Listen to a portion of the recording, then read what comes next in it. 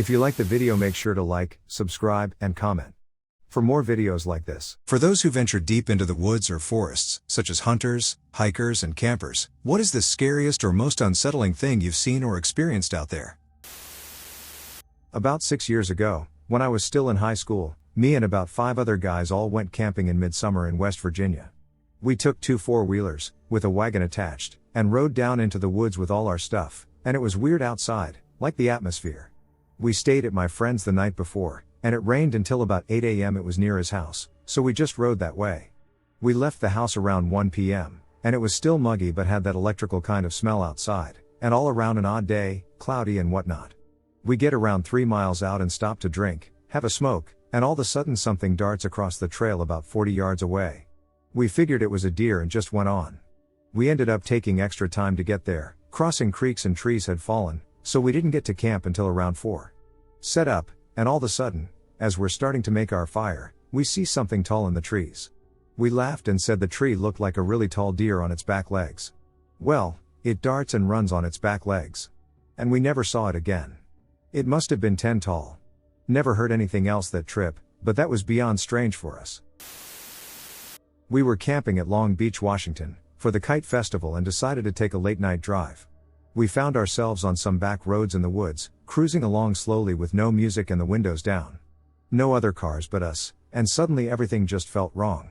It was dark, but the light seemed different somehow. I remember the hair on the back of my neck standing up and thinking, this isn't right, we shouldn't be here. I look over, and my wife is wide-eyed, clearly feeling the same way. I decided to pull over so I could turn around and head back the way we came.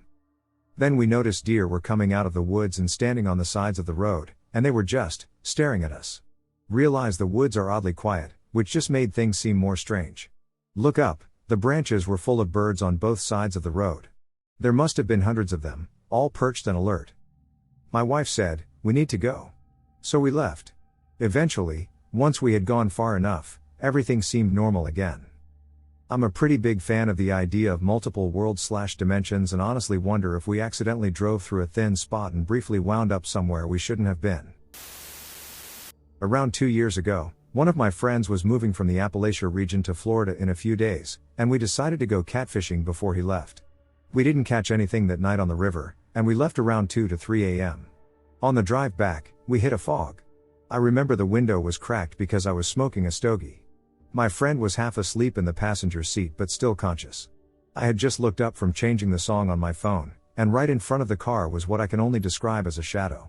It was tall and stood on 2 legs.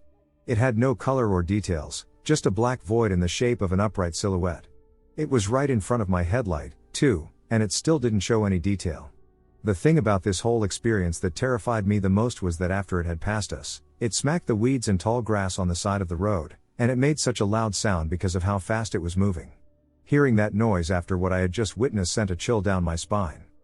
My friend and I didn't say much, except to confirm to ourselves that we had indeed seen what we had seen. An Appalachian shadow man. I've never seen something like that before or since. Please comment if someone has seen something like this. It would be interesting to get more insight on what I saw that night. So, back when I was around 16 or 15 years old, my dad dragged me and my brother on a hunting trip with him. My dad was and still is a hunting enthusiast, and he is very temperate and just a stubborn person in general, so there was no decision in this. So, we pack our stuff, get in my dad's car, and drive about 3 to 4 hours to some remote forest near the end of town. When we get there, we make dad's car into a makeshift supply station before heading off. We didn't see anything for a while, until the sun began to set. My brother pointed his gun to the right, and in the far-off distance, I saw this horned-looking creature crouching behind a log, staring at us. It freaked me out, so I pointed my gun at it until it eventually ran off somewhere. I told my dad, and thinking it was some deer or something, he dragged me and my brother in the direction of where the creature went. It was only when we heard the most shrill, terrifying screech I had ever heard that my dad turned us around, and we began running for the car. We left as soon as possible, making sure to lock all of the windows and doors, and we raced off back to the house. By now the sun was set and the moon was beginning to come out, so we were all tired and terrified by the noise we heard. When I asked my dad what kind of animal made that noise, he said he had never heard a deer make that kind of noise before in all his years of hunting. That was enough to make me never want to go hunting again. I've been researching, and I'm beginning to think we may have encountered a Wendigo. What do you think? While hunting with my dad one year, I was in the truck while he was off the side of the road taking a piss. I looked into the tree line on my side of the truck and saw a coyote with human eyes and a humanish face just staring at me. I had never been more terrified. I couldn't look away to save my life. My dad jumped back into the truck, and as he did, it stood up and walked back into the trees. I started hitting my dad, telling him to duck and go. The first thing that came to mind was a skinwalker, but I was in Oregon, so that couldn't be right. Someone suggested it was the dog man. Another time I came upon a clearing in the trees while hunting and found old 1920s lumber equipment. Dead silent. There are no birds, bugs, wind, animals, etc. The air was super heavy, and I just felt dread. Heard distant yelling and thought it was my dad, so I left the clearing to look. No dad. I returned, only to find the clearing gone.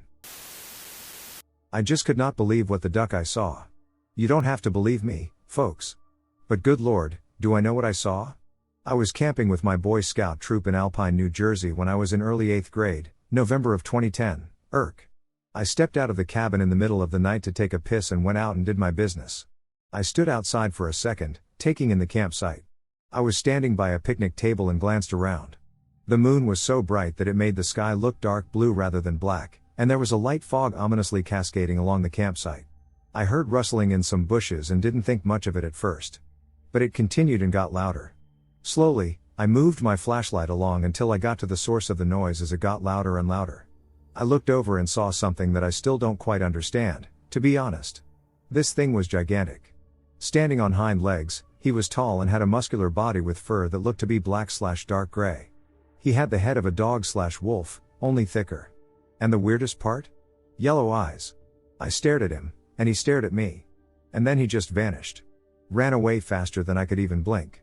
I was so bewildered that I blacked out for a minute and had to sit down, but I went back to the cabin and tried to go back to sleep.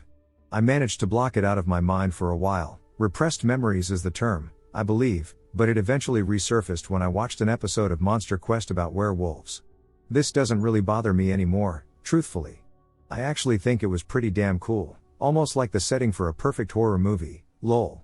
The funny thing is, I feel like this thing didn't want to see me any more than I wanted to see him. It's as if we looked at each other and just silently agreed to say nothing, leave each other alone, and then act like all this shit never happened. I personally don't buy into all that transformation, bark at the moon BS. I think werewolves are more of an undiscovered species. I stayed with the troop for a while after making Eagle to help mentor some younger scouts, and while I'll always be known as the fun leader, probably due to being closer in age, I still always stress to them that the buddy system is mandatory at all times. Because my night could have been much different if this wolf creature I saw was a little more on the confrontational side. Cue the creepy organ music, lightning crackling, evil laugh, and wolves howling. For a short time, I lived in a small rural town in New Mexico. Living in this small town, my dad found a lot of odd handyman jobs, and one of the main jobs was cutting and gathering firewood for a local general store. Having to drive deep into a heavily wooded area to cut and collect firewood was not an easy task for most trucks. My dad drove a large lifted 1980s Dodge Ram truck. The front of the grill also had a heavy metal rack to be able to winch ourselves out of sticking situations and to ram through anything else, no pun intended. This thing was a beast. The kind that had a big red switch to select what gas tank you wanted to drink from to drive this thing. One late evening, right before sundown, we were driving home in between two very small towns. The road in between them was very heavily wooded on either side. When out of the left side of the truck something big, gray and hairy darted as fast as I've ever seen anything move across the road. We just missed the middle of whatever this monster was and must have clipped it hard. My dad almost lost control and rolled the truck, coming to a stop on the side of the road in the dirt. We both jumped out and tried to see what exactly we hit, but nothing was there. The only thing we found was blood in the bent rack of his truck. The scary thing is that this thing seemed to be almost like a wolf-shaped creature.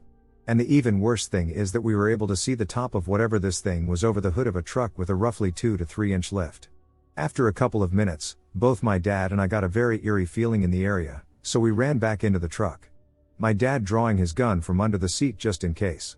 We both drove back the long, dark road home in silence. When we got home, we didn't even empty the truck, we just ran in and locked the door. Both of us have a strange feeling about what just went down. Still to this day, that road gives me the creeps. I moved far away from those small towns and returned to a more familiar location.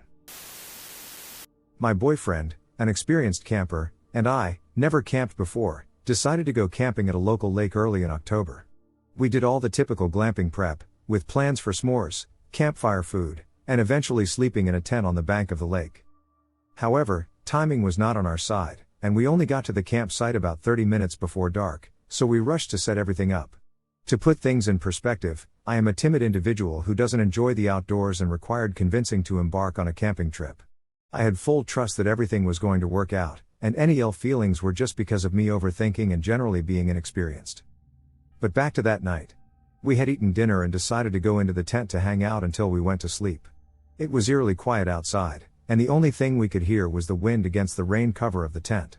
I realized that my boyfriend was trying to cover how anxious he was because he kept stopping mid-conversation, wide-eyed, to listen to any small noise outside. I jokingly made a comment about skinwalkers, and I could tell that really freaked him out.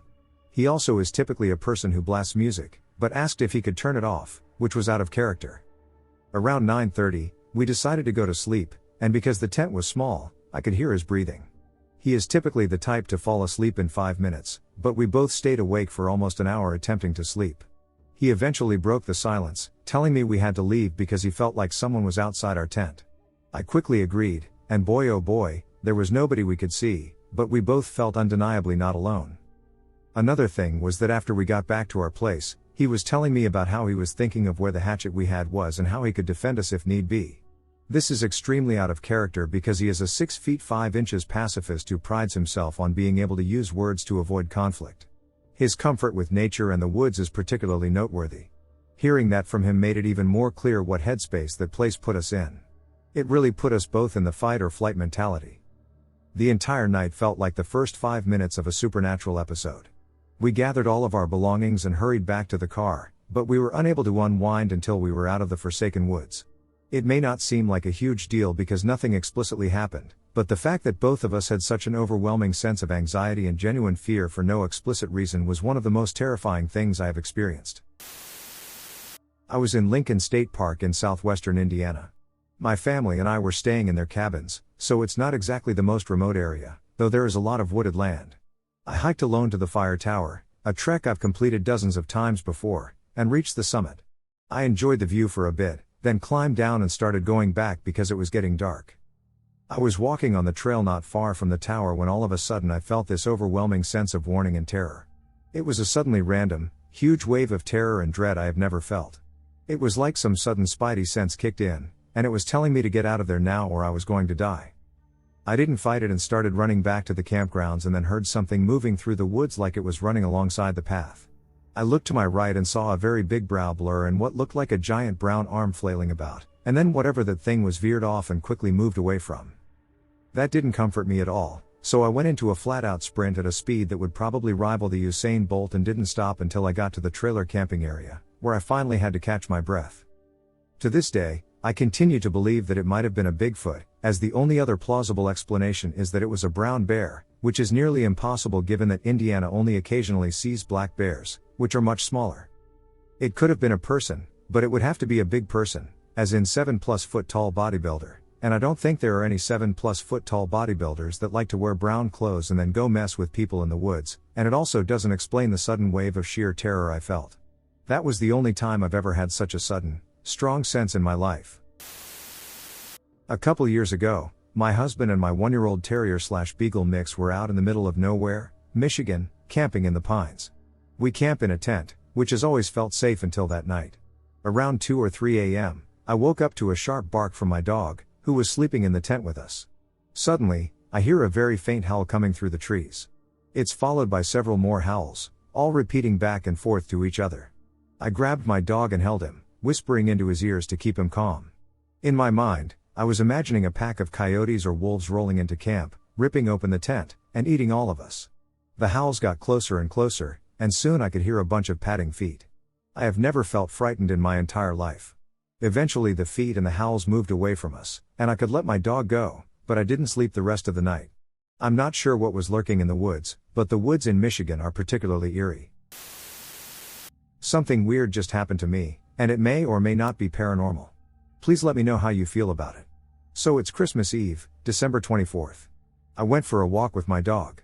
I live in an area with a lot of fields and smaller or bigger woods. I was getting closer to the bigger one, but then I heard what sounded like a kitten, so naturally my first thought was to go there and check it out. But then I thought it's weird that sound comes from a wood that was a couple feet away from me, and I hear this kitten like it was right next to me. Also, the meowing was really monotonous. Every time it sounded exactly the same. And it sounded like kitten, but not quite. Like a couple seconds later I was still hearing the cat, but also every time it meowed, I also heard really, really loud footsteps. Just like someone would stomp as hard as they could. And after that, I knew that the sounds of both stomping and kittens came from this wood. What's even weirder is that the second I decided to turn around and leave this place, all voices suddenly stopped. The cat, the stomping, gone. Also, I believe that even if it sounded almost like a real cat, it wasn't one. If my dog heard a cat, she would be overjoyed and want to go to that place, and in this case she was just standing there, looking towards the source of noise. Whatever it was, it wanted me to think that it was a lost and alone kitten, and I feel like it wanted me to go towards the sound. I don't know. What do you think about it?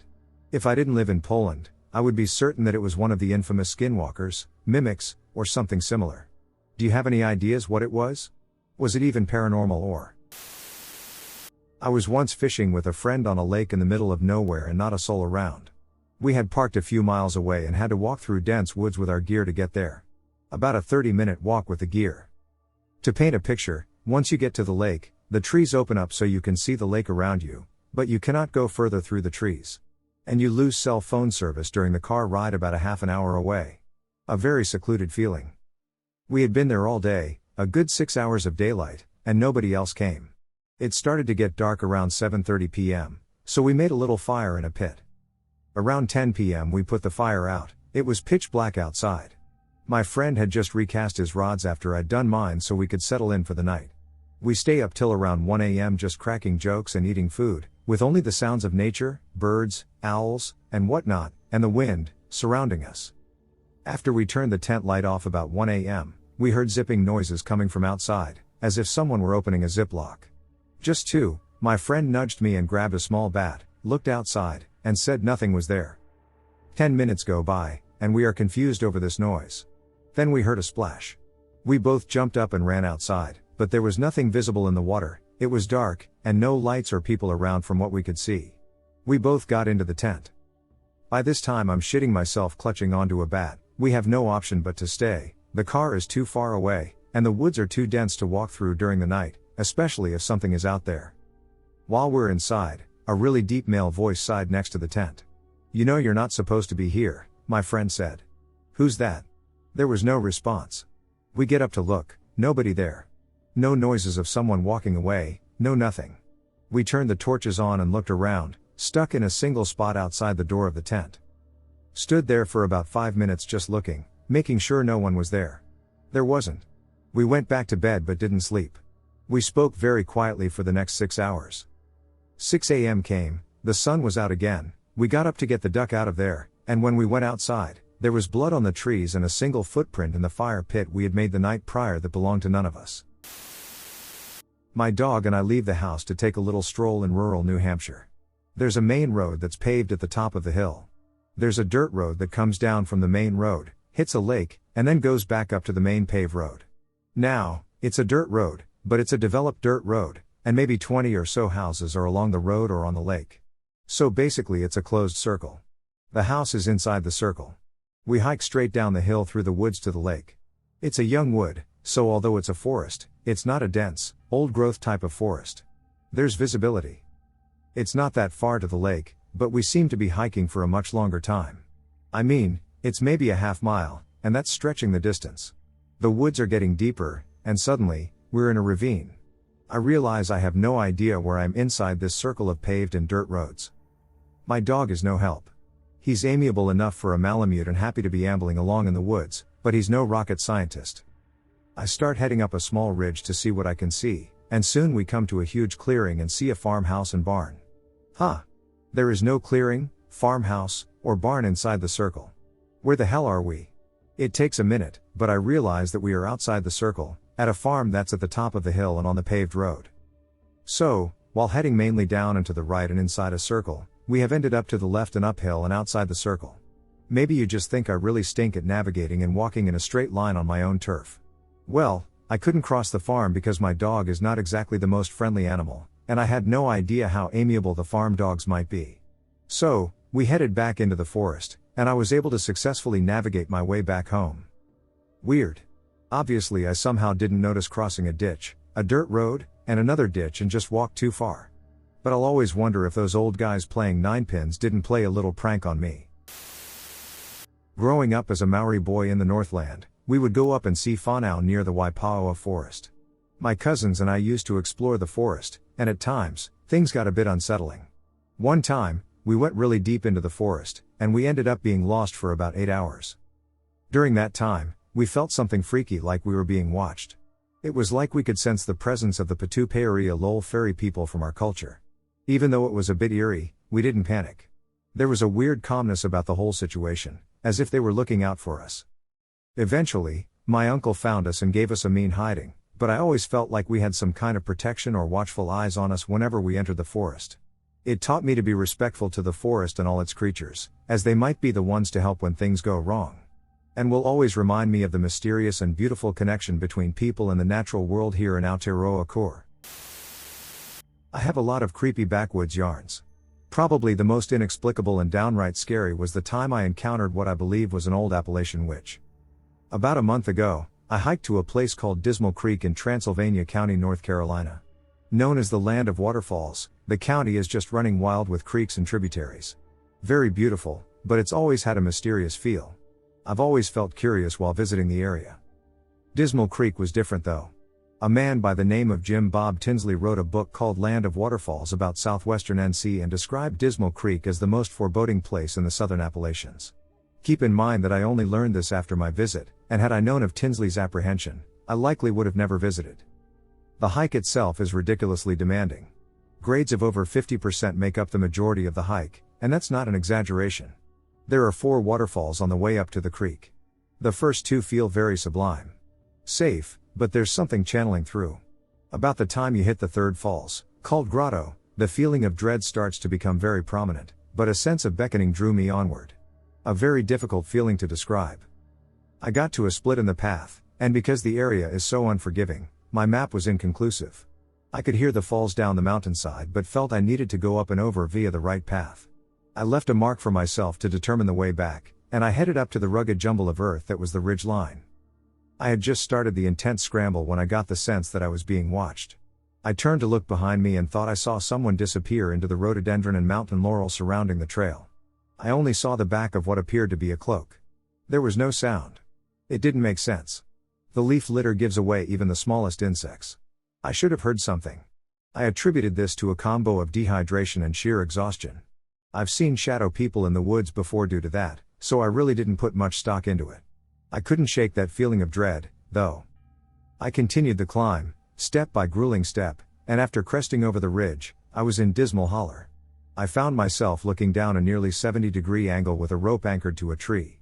I semi-riveted down to a second rope and finally to the bottom. Then came a wet rock scramble to the base of the falls. The falls were breathtaking. A 200-foot gentle cascade with a 40-foot sheer drop at the top. Incredible. I sat down to eat some mountain mint, and when I glanced at the top of the falls, I nearly fell off the log and into the creek. There was a woman up there. She was pretty far away but appeared to be old and wearing a cloak of some sort. Gray, tightly curled hair. That's all I could see from my vantage point. She was facing me for a few seconds before turning and walking off out of view. I immediately got up and started scrambling up the mossy, soaked rock cascade toward the top of the falls. I got there after a very treacherous scramble, only to find nothing. With my hands on my knees and taking labored breaths, I heard a voice from the bottom of the falls. "Hey!" It was said in a strange, spectral voice. It sounded hollow. I turned to look, and there she was, disappearing into the rhododendron once again. I was in total and absolute disbelief. I felt sick to my stomach. I carefully picked my way down to the base again and started the trail out. I just felt I shouldn't be there. Like I saw something I shouldn't have. I'm a longtime bushman, and I'm not afraid to say that I'm tough as ducking nails, but I wanted to run out of that holler crying. I finally made it to the top, using the ropes for help. As soon as I crested the ridge, my nose started bleeding. Only a few drops. I kept moving, essentially running along the mountainside. I got to the bottom and followed the path indicated by the Karin. I kept running and came around a blind curve. I nearly ran into her at full speed. In trying to stop, I took a hard tumble, and when I opened my eyes, she was standing over me. She looked very Scottish. The curly hair and fair skin. She didn't look particularly gruesome or hag-like. She was very old, but it was obvious that in her youth she had been beautiful. Her eyes though. The eyes were very alive and full of vitality. Very youthful, and the irises were so light blue they were almost white. Though her form appeared benign, I had the distinct feeling that she did not mean me well and that she didn't want me there. I wanted to crawl away from where I had fallen, but I was backed up against a rock. I edged along until I regained my feet and backed away from her. Her expressionless gaze never left me. I ran until I was well off of that mountain. When I stopped running, I was on a more well-established trail. When I had come in, the area felt fine, but now I could feel the dread still. All was silent as I hiked out. Not a single animal sound. I was almost out when suddenly a bobcat appeared on the trail ahead of me, seemingly from nowhere. I stopped and looked at it as it looked at me. It had her eyes. I knew they were her eyes. I told her I wouldn't be back and said her mountain was beautiful. Then I left, and she disappeared into the rhododendron thicket. So this summer, I decided to go camping alone in an isolated forest. I know, it's not the best idea for someone who easily makes films, but I needed to be with myself to unwind away from the world.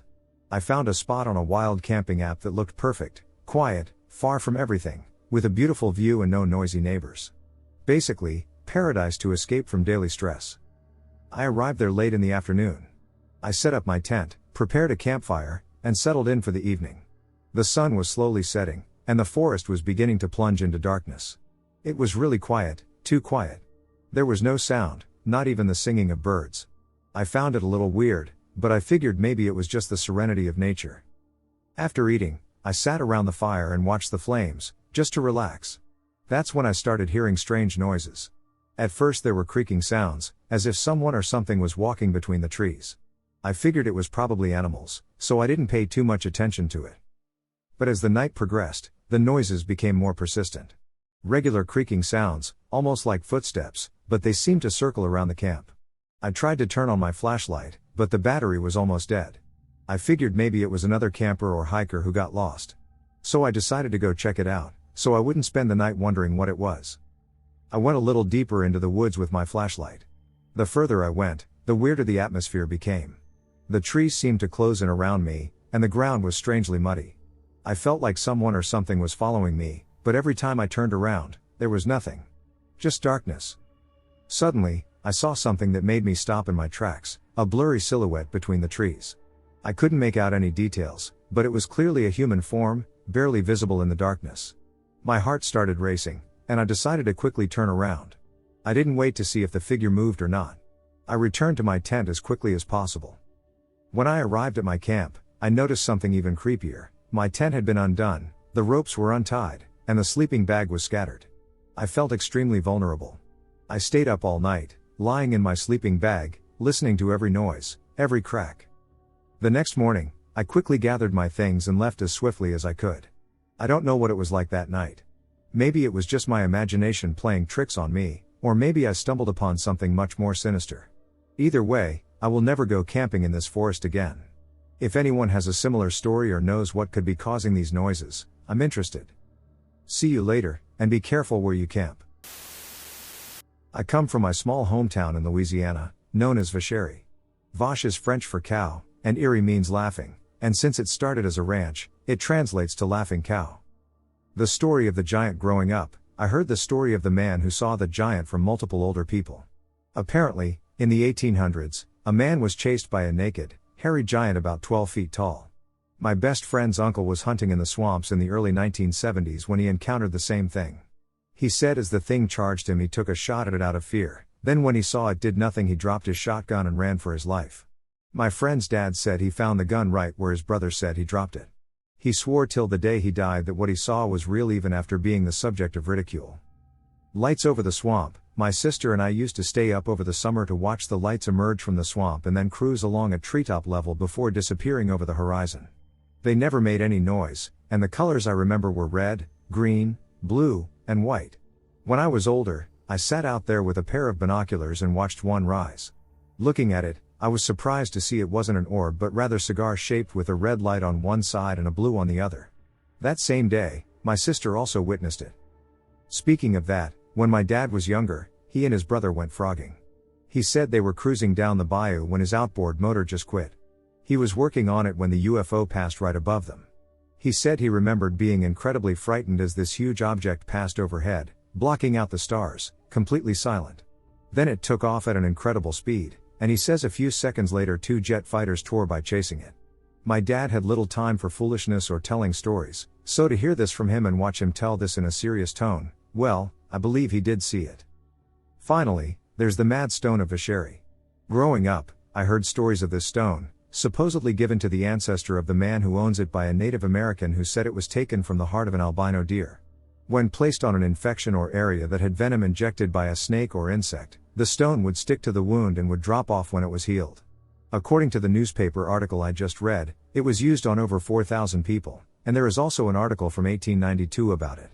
The one person I personally knew who this was used on was my uncle, who was using an outhouse when he was bitten on his testicle by a spider when he was about 5. Apparently he almost died but was saved by the Mad Stone.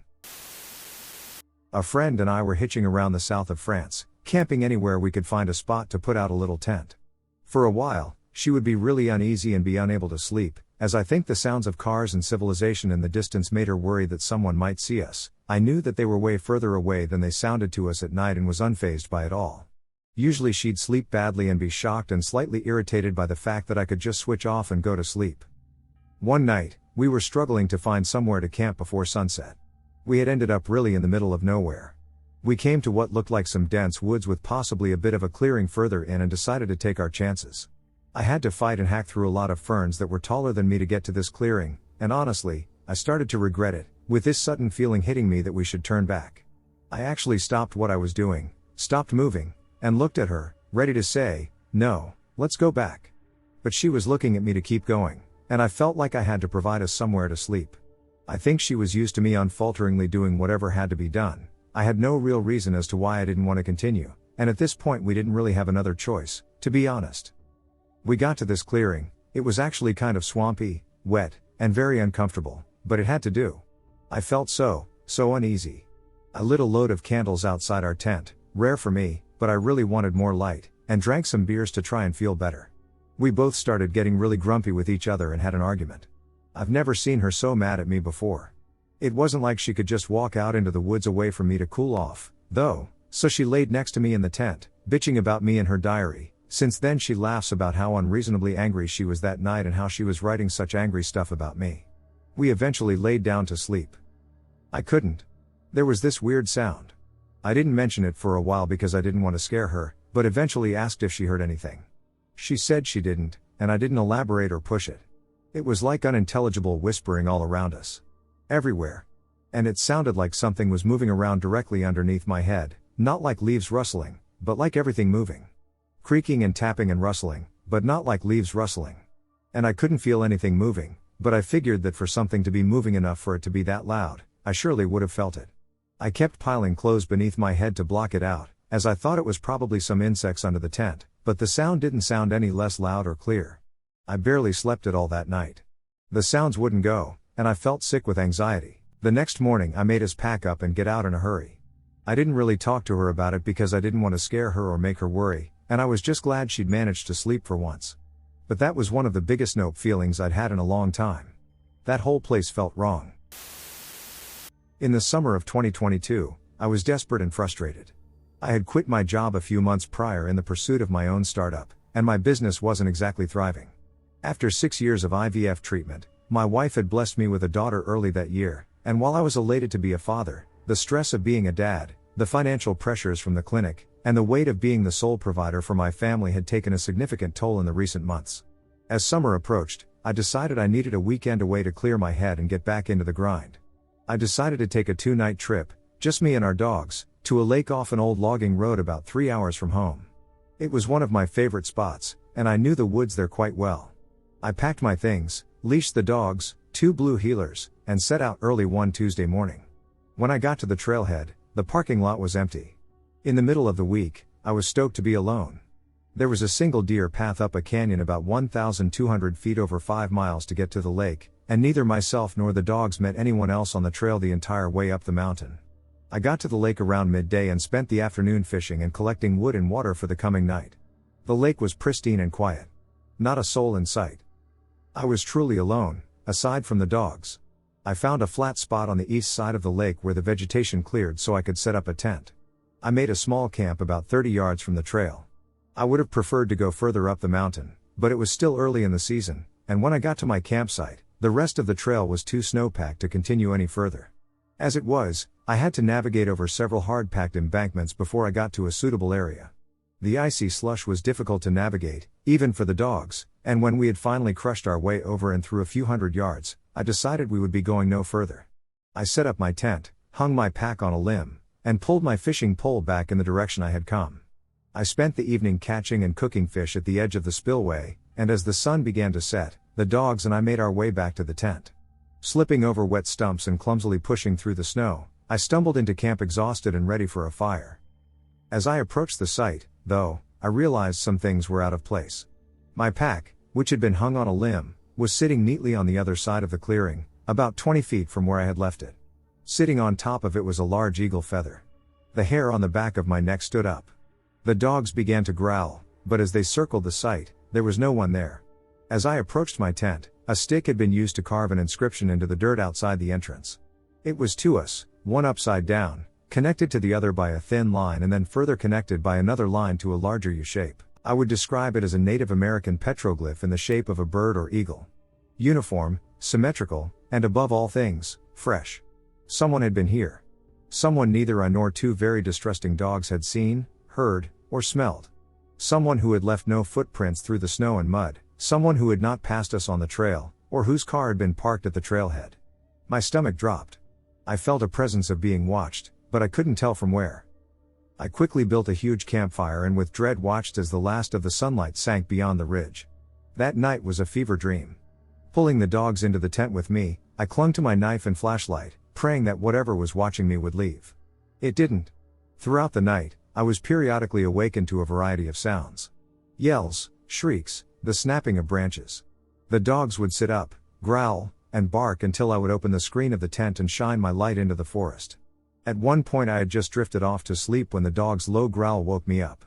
Thinking I might have the drop on whatever this was, I slowly unzipped the tent and leaned out with my flashlight. Taking a breath, I clicked it on. Standing just 3 feet from me was a doe and her calf. I scanned across her. An entire herd was on the site. As my dogs lost it, the deer spooked and sprinted back into the forest, making a crushing and trampling noise as several dozen deer evacuated the area. As it faded, I heard laughter. The deep laughter of a man turned to crying as it escalated. Then sobbing and then to deep growling, much more boisterous than anything my dogs could make or even a bear would produce. I held the dogs tightly. Sleep eluded me for the rest of the night, and as soon as the sun peeked into the valley, I packed my things and left. I have never been so terrified in my life. Has anyone ever experienced something similar? It's been 2 years, and I can't make sense of it. I need answers. My husband and I live on a farm of about 100 acres and raise cattle. It's a family farm. My dad grew up here, and my grandpa lived and worked this land until the day he died. I am familiar with every inch and have never felt scared walking the farm or the surrounding land. A few months ago, one of our cattle disappeared. She had a calf, and if you are unfamiliar with cattle, it's pretty strange for a cow to leave her calf, depending on the cow, of course. Our farm is in the Appalachian foothills in Kentucky, so there are quite a few hollers. We figured that the cow went down into a holler, died in the brush somewhere, or got out into a neighbor's field.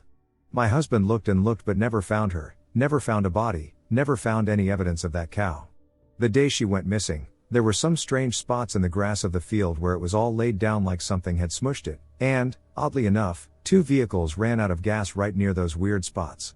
I thought it was just a weird, spooky coincidence, until today. Today, my favorite cow went missing. My husband, sister, and I spent approximately 5 hours searching for this cow.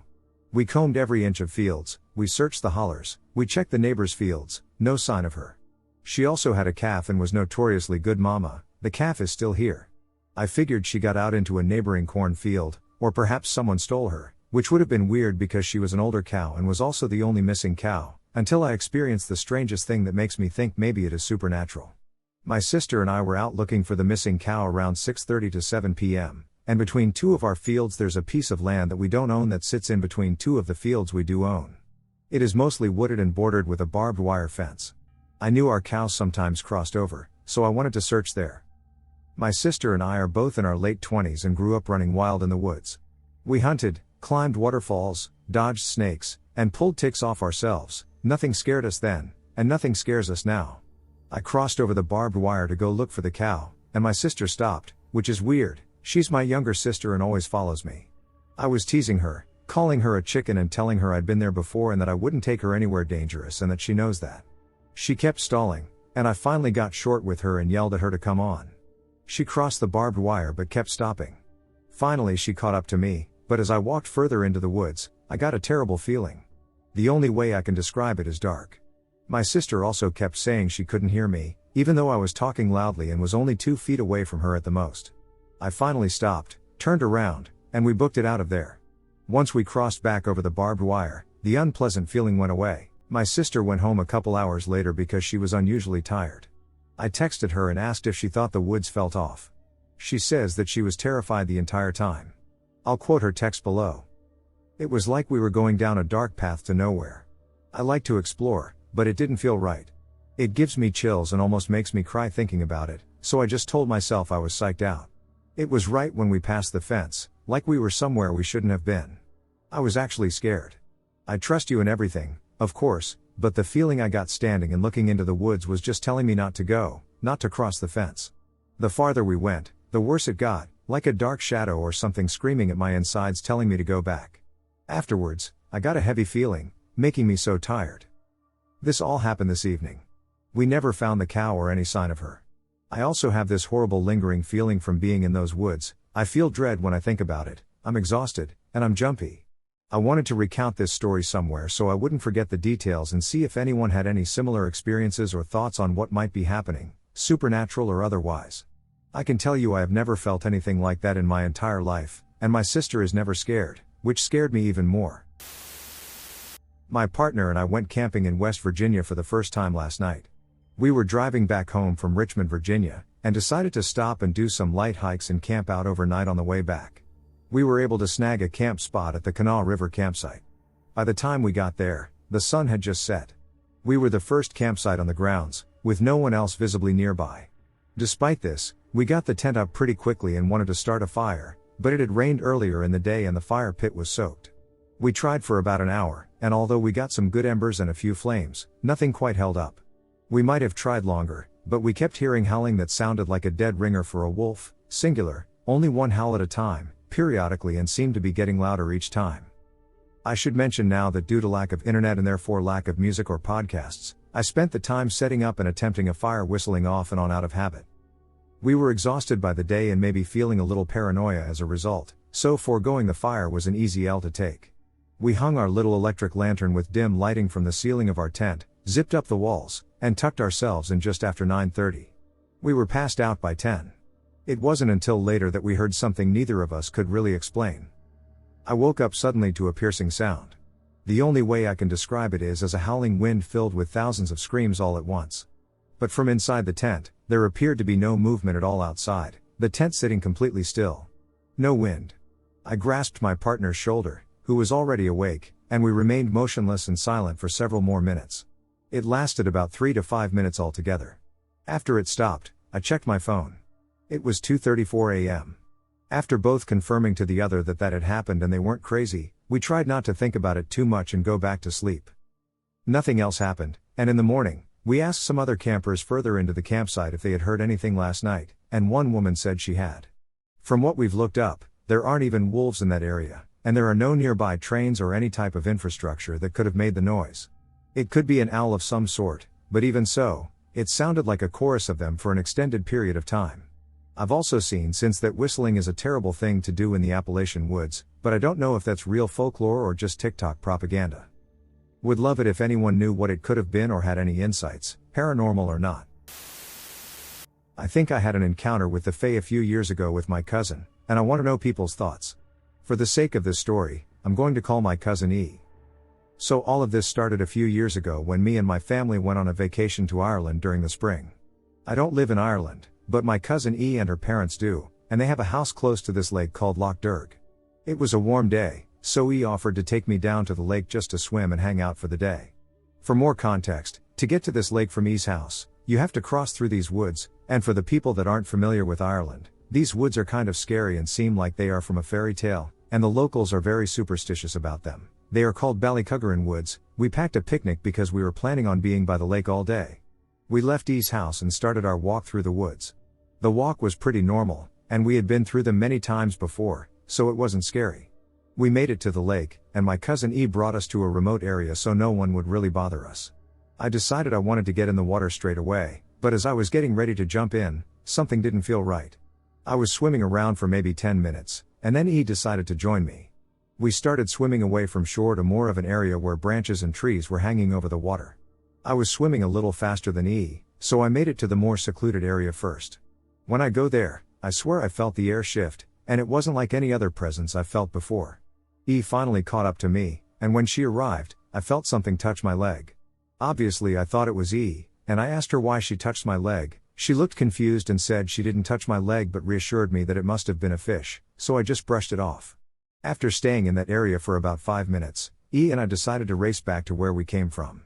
As we were swimming, E was ahead of me, and I felt a hand pull my leg. Knowing that it couldn't have been E, I screamed. She looked back concerned, but I didn't know what to say, so we just kept swimming. Once we got back to our stuff, I looked down at my leg, and I was bleeding from 2 scratches on it that looked like they could only be from a human hand. E freaked out, so I told her what I felt when we were swimming back, and we packed up our stuff and rushed home. On the way back, we saw little specks of light floating around us. Once we got home, we went to her room and straighted to research what could have been in that water, and we came across something about the Fae. As we did more and more digging, we got more convinced that whatever was in the water was the Fae. We haven't really heard of anything like the Fae before, and I know that might be quite unbelievable because we are in Ireland after all, but nonetheless, we haven't heard of it. E and I went downstairs to ask her mom if she has ever heard of the Fae being in this area, and she told us all about the Fae as she has had an encounter with them before when she was around 12 years old. After a few weeks of E and I being scared out of our minds, I had to go home. Now in the present day, I still have a scar on my leg from that day. During that time, I was 13, now I'm 19 and I'm planning to study abroad in Ireland. As of recently, I have been having nightmares about that forest and what could have been in the water that day, and these nightmares all seem to be centered around the same thing, which is the Fae. As a reminder before that encounter, I had never heard of the Fae and haven't thought about that day since the encounter. I'm going back to Ireland next week, so I'll keep you guys updated if anything happens. A couple of months ago, my friend and I spontaneously decided to hike at sunset and enjoy Subway food on the beach. We went to a place called Morse Mountain. We walked the trail for about an hour, and right when we got to the beach, it was just about pitch black outside. We hadn't thought to bring anything but some weed and Subway. No flashlights, headlamps, or hiking shoes. Dumb idea, I know. Anyway, all was well for the 2 hours we laid on the beach smoking and eating and talking about life. It was beautiful hearing the waves and seeing a sky full of stars. I started getting tired, so I decided we should head back out. We gathered our stuff and started walking, and both turned on our phone flashlights to guide our way. Not even a minute into the trail, we hear something moving in the forest to our left. I tell my friend to stop, and the sound stops. Immediately when we start waking again, the swishing is there, and it's matching the exact pace we are walking. So, we stop again and to test if this sound is really matching our pace. I was hoping that it was an animal just curious about who we were and would walk away, but the sound once again stops when we stop. At this point my heart starts pounding because there's no animal that I know of that is intelligent enough to match the exact pace and exact stops we are making. My friend and I turn our flashlights to the left where the sound is coming from, and I make eye contact with something in the distance that was pale and had dead black eyes and looked like it was standing on its hind legs with terrible posture. My friend and I quickly turn our flashlight to point directly in front of us, and I say, "Please tell me that was an animal." "Was it?" And my friend, in a very monotone voice, says, "No, we need to leave. Keep your eyes forward." For the rest of the hike, the trees and branches looked like symbols, and some even looked like nooses. I felt like the forest was telling us to leave, or at least communicating some danger to us. After about an hour, we finally made it back to the car, and I asked my friend if they noticed anything about the trees, and they also described the symbols. My friend called their mom on the drive home, and she said, "I'm just happy you weren't in the Appalachians." The next morning my friend calls me and just says, "We are idiots, we were in the Appalachians last night." I haven't been able to stop thinking about what we saw that night. I also want to add that my friend and I did not smoke much and are both stoners, so we don't chalk it up to the weed. Any ideas of what I experienced? I'm at my family's in the country. I was outside walking around in the front yard at midnight or 11 p.m. They live on a ranch, and I looked across the road. We don't have streets, they're roads out here, into the woods. Across the road is a nature preserve. I see this white light orb floating in the trees. I thought I was imagining things, or it was a hunter with a lantern or his truck headlights on or something. But people don't go deer hunting at night. Probably because there's shit like this in the woods. I stared at it, and as I was staring at it, it started bobbing and weaving. It was pretty bright. As I stared at it, I felt like something was wrong with my eyes because I started to have vision that looked like a photo-negative picture. Then I blinked my eyes, and it keeps happening. Then I got rid of that vision. I don't know how to articulate that. Things quit looking like a double negative, and then I felt a pulling sensation. I practiced Qigong, which teaches me how to throw energy around, so I pushed back against the sensation and told it to stop. It stopped pulling me. Then I kept looking at it. I had walked away instinctively, but my curiosity got the better of me. I turned back to look at it. Then I got the effect of, I'm going to try to explain this as eloquently as I can. Everything around the spot I was looking at turned black, like if you were looking through a telescope and everything around the aperture was darkening. But it was a specific type of black, like something was attempting to blur my vision. And it felt strangely hypnotic. Then the outside of the aperture of my vision, I'll call it, continually got blurrier and blurrier, from 25% to 50 to 75%. When it almost got to 90% blurriness, I quit looking at it because it felt like it was trying to hypnotize me. I'm not the most intelligent person in the world, but when you feel like something is trying to hypnotize you, of course you break your gaze. I walked back into the house. There's something called will-o'-the-wisp, but from what I read, that occurs over marshland. This is a nature preserve in mostly sand. Can someone explain what I saw? I've seen so much random paranormal shit this year, like unidentified aerial phenomenons, shadow people, etc., that I'm a little frustrated that I continually get wowed by things like this. When I was 16, in 2004, my family visited my aunt and uncle with their kids in Buffalo, New York. After a few days, we headed to Eden, New York, where my grandfather had a cottage. Even though he passed away when I was young, we always called it Grandpa's cottage because he built it with his own hands. My aunt inherited it because she lived close by while we were from New Jersey.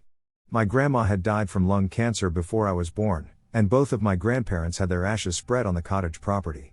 The cottage was nestled on about 80 acres of woods, dotted with small fish ponds and open fields. It was a place filled with memories of swimming in 18 Mile Creek, exploring the woods, barbecuing, having bonfires, and fishing.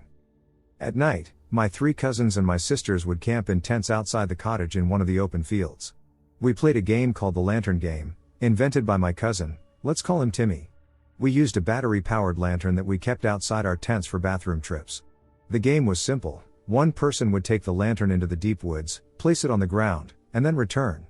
The next person would go into the woods, find the lantern, and carry it further before returning. The last one brave enough to fetch the lantern and bring it back won the game.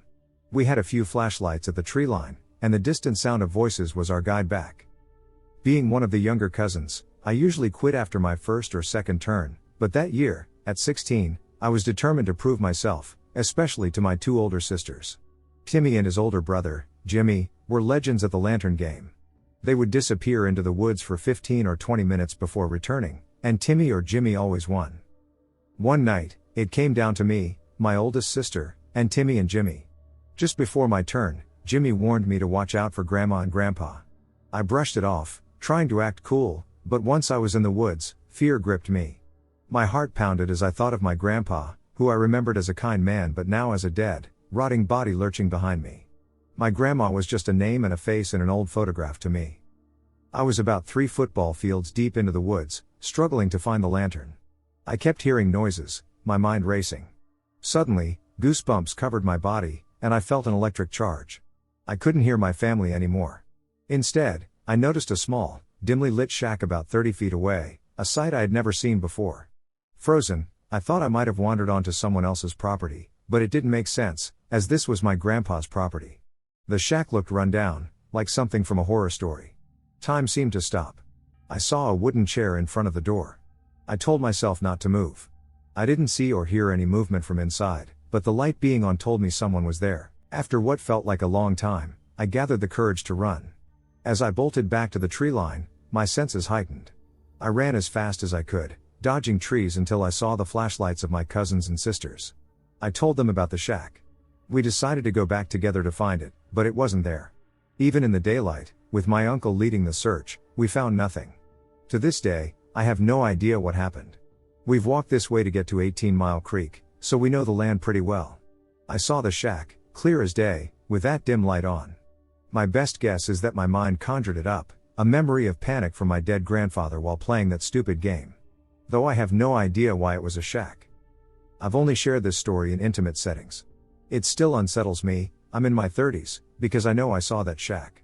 Now, it's part of our family's folklore about Grandpa's cottage. Backpacking in the Yukon. We met this dude named Carl in Dawson at a free dinner put on by the town church. He asked my friend and I, both girls, where we were staying. We said we were backcountry camping to play it safe, and then he went on to say he knew the whole area like the back of his hand. He asked for specifics, we lied and said we were at the main campsite. We finished our dinner and tried to run out of there, but then he cornered us and offered to give us a ride back to our campsite. Luckily we had a car, so we said no thanks and tried to make a run for it. We got to our car and started driving down the road to where we were camping. It's the Yukon, there's only a few people driving back and forth, and we took a turn onto a gravel road heading north. We realized there's been a truck following us since we left town, and we especially noticed once we're on this gravel road with absolutely no service and no emergency services. There are literally no turnoffs on this road. Even if there were, we were in prime bear territory next to a river, so running for it wasn't even worth it. My friend decided she was going to drive faster and try to pull a quick one on Carl. So we blitzed down the gravel road until we hit snow. The whole road is covered in snow and ice, and we can't go much further at the pace that she's set. We see a campsite ahead of us, blitz it there, and park the car on the far side of the road to hopefully confuse the guy. We grab our tents, sleeping bags, food, and everything warm within our vicinity and make a run for it. We saw that the campsite had a shelter in the middle. We knew we had to get warm quickly, so the game plan was to run to the shelter, get fully dressed, and prepare to sleep in a snow embankment. However, once we got to the shelter, we bumped into a family of 12 people, 8 men and 4 women. We ran into the shelter swearing, cursing, and freaking out because we felt that creepy Carl was after us. So once we turned around and saw the faces staring at us in amazement, we calmed down and tried to explain our situation. From the moment we uttered the words "there's a man who's been following us for the last 100 kilometers, everyone stepped up. The men ran outside with their knives, hiking poles, bear spray, etc., and the women took us and told us to run. They had seen a dense patch of trees in the northeast corner of the campsite and knew that all of us could hide within the trees without fear of being found. They even mentioned we could build quinzees super quickly to hide in, but running further away felt safer. As we ran to safety, we could hear the men yelling and telling creepy Carl to stay away. There were loud noises, a car alarm, we knew it was our car, and then complete silence. My friend and I stared at each other with tears in our eyes. We were in the northern part of the Yukon, in the snow, in minus 10 degrees Celsius weather, and we had just been followed by what we thought was just going to be a free dinner from the local church. After 30 minutes, the other women decided it was time to return to the shelter and to find the men. We returned and found the men safe and sound. Apparently creepy Carl had told them that we were none of their business and that we had wronged him in some sort of manner, so he broke our car window and then turned around and left. One of the guys had a car, so he had followed creepy Carl down the road a good 15 to 20 kilometers before turning back around. The women invited my friend and me to sleep on their campsite, and we gladly obliged. We woke up the next morning safe and sound in the middle of the Yukon without cell or emergency services and a giant appreciation for finding other humans. Never actually saw a figure/animal/cryptid but scared the absolute hell out of me and a friend. About 10 to 12 years ago, I remember going fishing with a friend around my family's property in rural SD. I was 14 or 15 at the time and had my learner's permit. We can drive earlier in SD, so I took our small farm truck down to our creek with my friend. I grew up on a farm, and the creek we let our cattle drink from was often full of fish. While fishing, a neighbor of mine drove by and said hi. We had some normal fishing small talk, and he asked if we would like to try fishing his creek on his property. We hadn't had much luck, so my friend and I said we would give it a shot. We followed him to his creek, and he told us that we could keep whatever we caught if we wanted.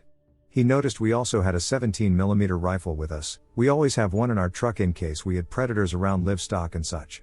He mentioned he had some badgers digging holes around his stock dam, and if we saw one, he would be alright if we got rid of it so his cattle didn't injure a leg walking to the water.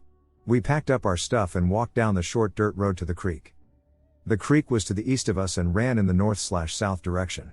On the south side of the road, there was a hill, formed from dirt when the stock dam was dug out for his cattle, and the creek ran into the dam on the other side.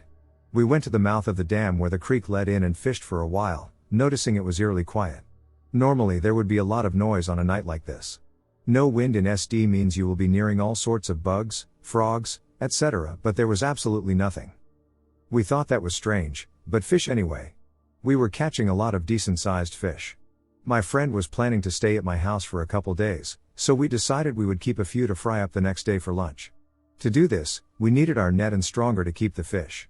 Since it was a short walk, we left our poles where they were, there were no fish big enough to pull them in, and walked back to the truck quick. On the way back, we heard some trashing on the opposite side of the hill mentioned earlier. This was odd because we were just on that side while fishing. When we reached the opposite end, we looked to see if a badger had been there, like my neighbor mentioned. There was nothing there, but we could see where someone had knocked down some cattails and other straw-type grass. What was weird was that way more seemed to be knocked down than what a badger could do, and none had been knocked down while we were on the other side just minutes earlier. Either way, we continued back to get our net and stringer. This time on our way back, keep in mind the road from truck to fishing spot is probably 100 feet if that. We heard what sounded like a huge bird flapping around in the same spot as the thrashing. The only large birds we have in that area are vultures, hawks, eagles, and owls. I've seen and heard all of these birds up close before. This sounded much larger, and the flapping was way more sporadic and quick than any of those birds move their wings. It was very eerie, and we started to get a little scared. We decided to hustle back to where we were fishing to try and see what it was. When we got there, however, again there was nothing. We looked at each other and mentioned how weird it was and joked that it freaked us out a little. Then we noticed something had moved out of the fishing poles. The two poles had swapped places. At first, I thought my head was playing tricks, until we saw our lawn chairs.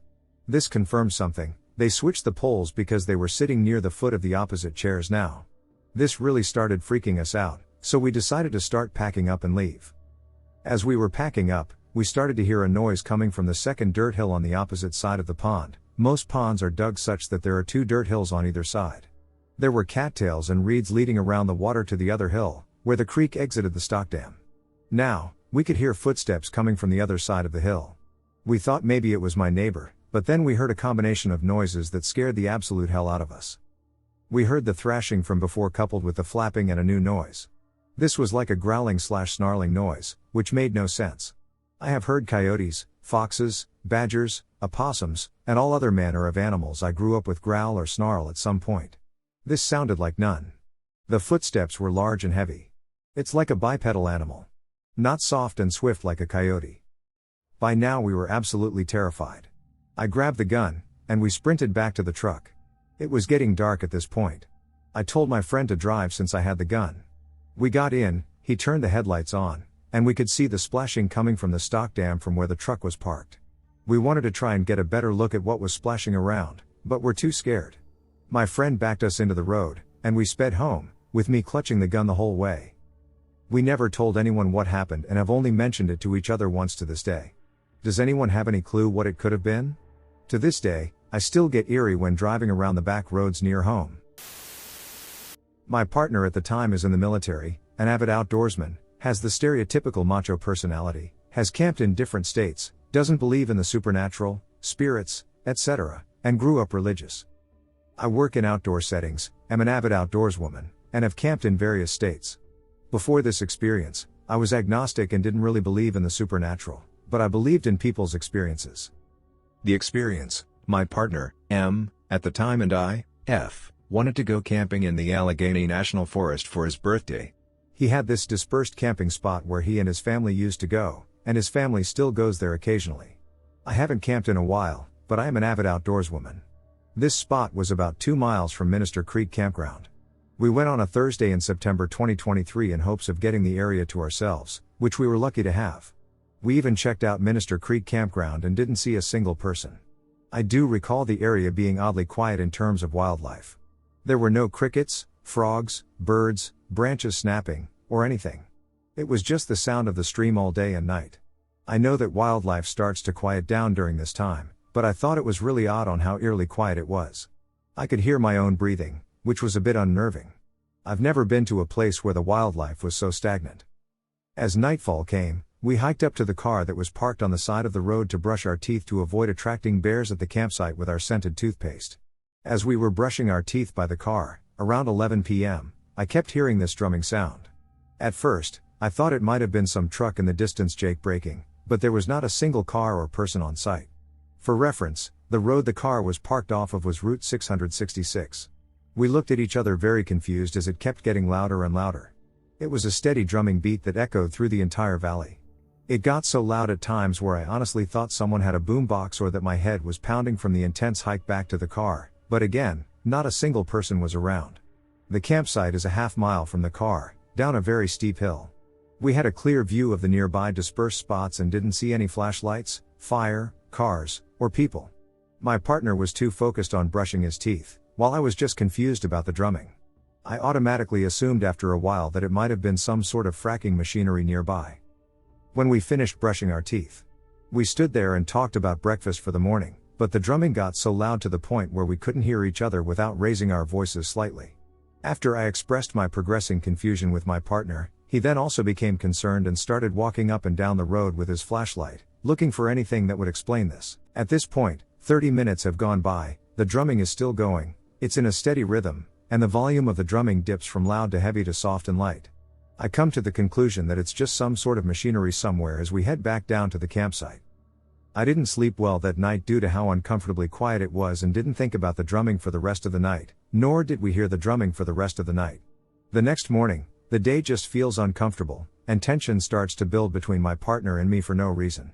This may seem unrelated, but I promise I'm going somewhere with this. That following night, my intuition was screaming at me that we shouldn't be there. My partner saw how visibly uncomfortable I was and said he also felt like something was off there, and we made the decision to pack up all of our things around 10 p.m. and leave that night. The hike back to the car with our belongings felt like the longest, most exhausting, and most stressful hike in my entire life. Yes, it was steep and we overpacked, but I've never seen such anger from my partner about the hike. We were both carrying extremely heavy things, but it felt like it was impossible to get back to the top. He was screaming in frustration, swearing up a storm, and I have never felt so weak in my life. We finally get to the top, pack our things, and start driving. Tension eases, and we reflect on the uncomfortable night and day there. The conversation goes back to not knowing what the drumming sound was, and we start to realize how unsettling that actually was. Unrelated, but on our way back to the interstate, there was a LED billboard that had information about a missing person with their license plate number. For some reason, that solidified for me that I felt like we were not at all meant to be in that area. My dad used to fish with this traditional method of using many rods made of bamboo, placed 5 yards next to one another. The baits are usually alive, tiny frogs, as it's for catching a specific catfish-like predator. Anyway, it's always done at night, and considering the method, he had to walk back and forth on the river bank to check on the fishing rods. It was when I went along on one of these fishing trips that I got a memory worth remembering for as long as I live. So I was sitting on the river bank, next to our motorcycle, munching on snacks I brought from home. My dad was like 70 or so yards away, doing another round of checking the fishing rods. Suddenly, I heard my father running towards me, and I swear I had never seen such terror in someone's face, especially my dad. He told me in a hurry to hop on the motorcycle, telling me that we were going home. I was like, how about the fishing rods? But then he had started the motorcycle and sped away. Honestly, I didn't think much of it. I was a kid who really didn't enjoy anything in which I had to wait, and the night fishing trip was just not something I enjoyed. So, as much as I want to care, I was just happy to be home early. My dad did collect the rods in the morning, though. It wasn't until 6 to 7 years later in high school when my dad asked me to join him in another fishing trip that I internalized and asked my dad what actually happened that particular night. According to him, basically from where he was standing at night, up ahead the river has a curve to the right. He heard a little splashing of water, meaning that he caught a fish, but when he had come closer, he saw a long-haired woman in a white robe, squatting next to the fishing rod, her back on him. Thinking that somebody is stealing his catch, he asked her what she thought she's doing. She then slowly stood up, rotating her body to the left to face him, but there's nothing for what's supposed to be a face. It's not like her face is flat without a distinguished figure of eyes and such like any generic ghost, but it's blank, black as the night, like nothing to be seen. My dad froze up, and that's when she said, "Mullyho," which means go home. That was when he fled. The only time I see the terror on his face is when he was looking for my mom and me in our bedrooms during a massive earthquake in 2006. My mom and I were outside already. We saw him and thought, why doesn't he go out? A few years after the story took place. My dad was a teacher, and he always had jokes up his sleeves. He even voted as the funniest teacher in his school years ago. But I know for sure when he's bullying me and when he's serious. He's seen and heard some weird things in his life, some of which are told to me. He said that he reacted the way he did was a part because he wanted to get the hell out, obviously, and a part because he's afraid that it was a bad omen that something will happen to our family. But, thankfully, all he lost were nothing more than just some fish. A quick disclaimer. Everything I am about to tell you is true. It hasn't come back to haunt me and doesn't affect me anymore, but it remains a singular, isolated, and terrifying experience that happened to me and my friends. I live in County Cavan. It is a rural area of Ireland right on the northern Irish border and is often mocked for being so rural and, in many cases, backward. Much of the county is very hilly, and it consists of large hills, dense forests, and small fields. I lived on a hill looking over a small, green valley with a road running through it. Across the valley was another hill that was slightly smaller. My best friend Adam lived on that hill, and I could see his house very clearly from my house, and he could see mine. Behind his house was a thick forest full of towering trees. For years we dreamed of venturing into the forest and exploring as we were young and hot-headed. One day, there was a small group of children visiting Adam's. We played a bit of Call of Duty, fought with pellet guns, and did typical kid things.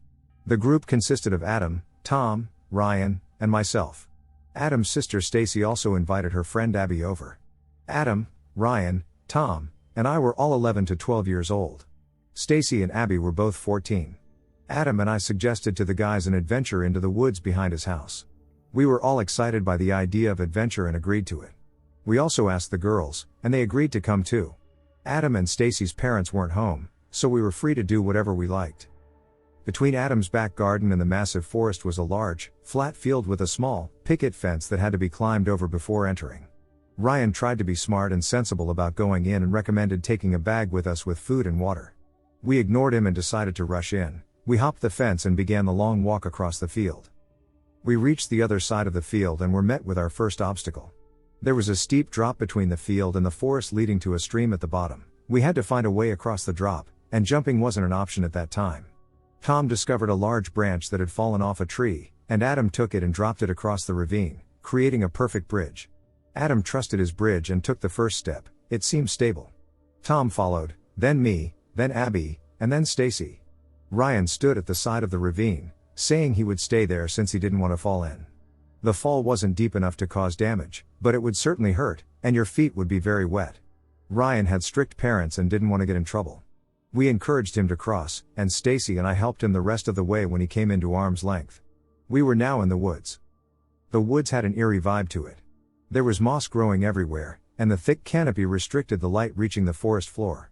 The moss creeped over logs and rocks and felt like a wet, soggy carpet. We walked through the woods, taking in our surroundings, and planned to walk to the other side before turning around and coming back. The first strange occurrence happened when I heard movement in the trees above and looked up to see a dark, black object moving in the trees above, causing a lot of disturbance in the branches above. Rather than be scared, I was thrilled and told everyone what I just saw, but they didn't believe me. We walked on and finally reached the end of the woods. We looked out and saw an endless bog, and in disappointment that we found nothing, we turned and headed back. This is where the story took a dramatic twist. We began to hear noises behind us. It sounded like laughter echoing through the trees, and we knew then that we weren't alone in the woods.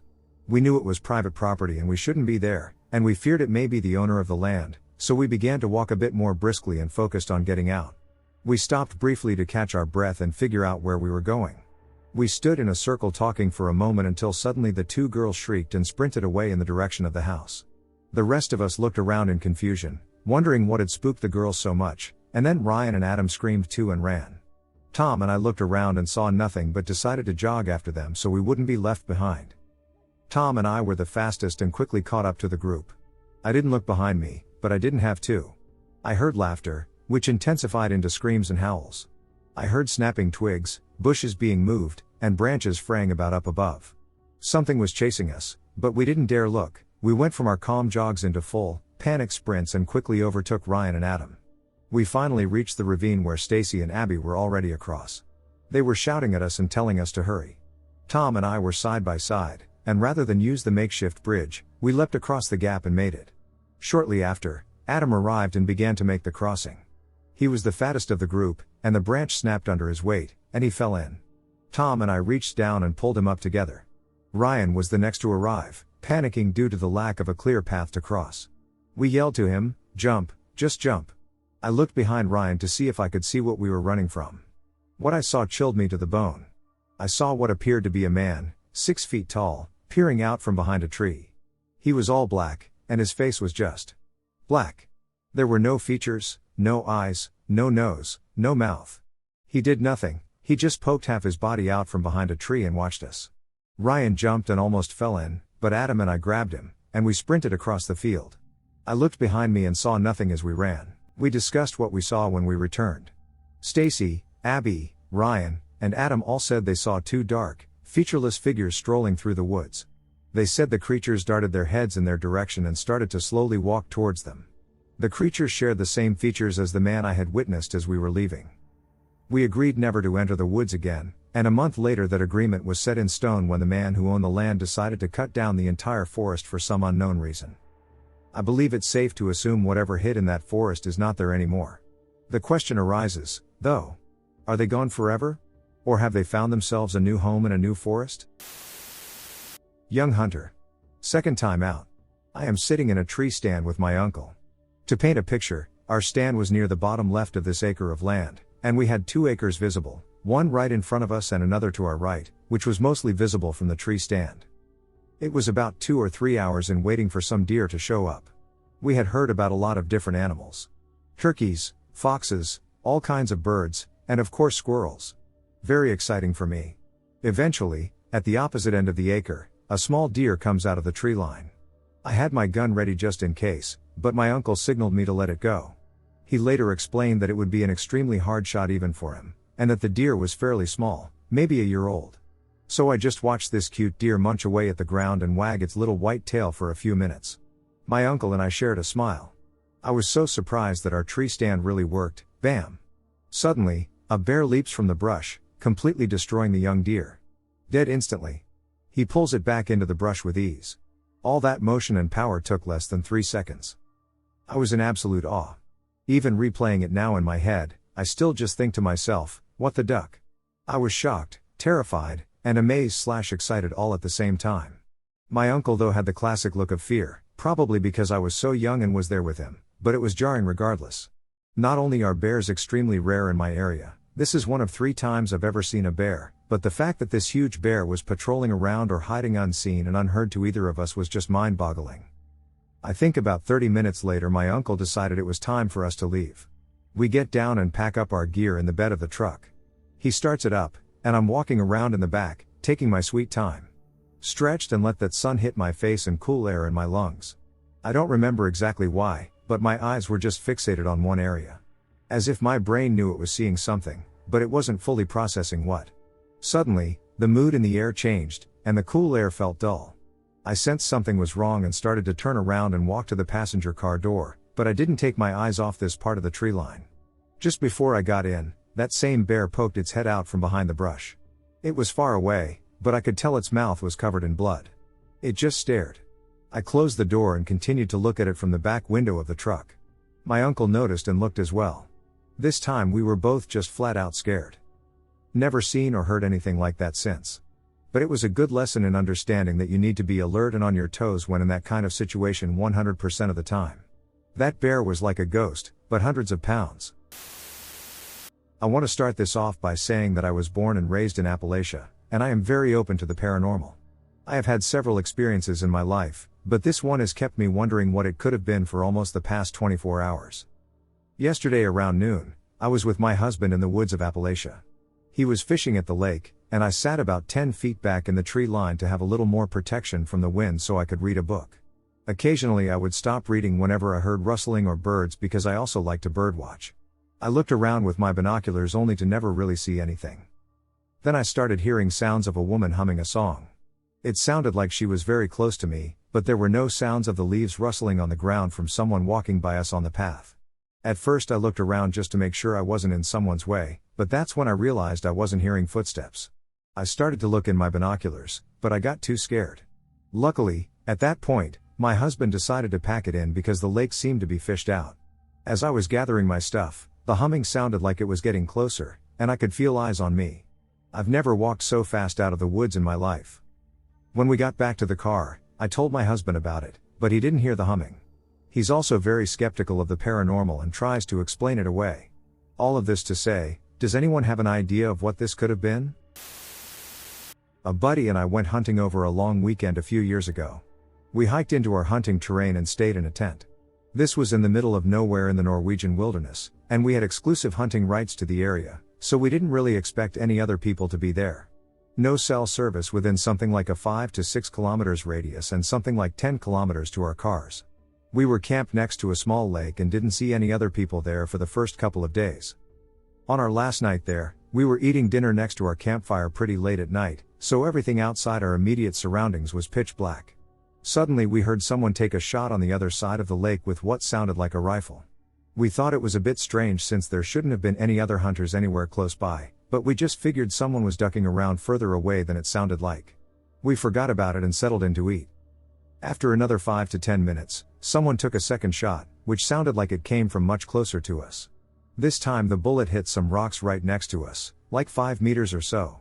We both sort of froze for a few seconds while looking at each other, and then just ran to our tent to pick up our shotguns. We then ran quite a ways into the woods and just hunkered down. After a few minutes, we heard another shot and were pretty sure it hit our tent, which later turned out to be correct. We obviously had no idea what to do.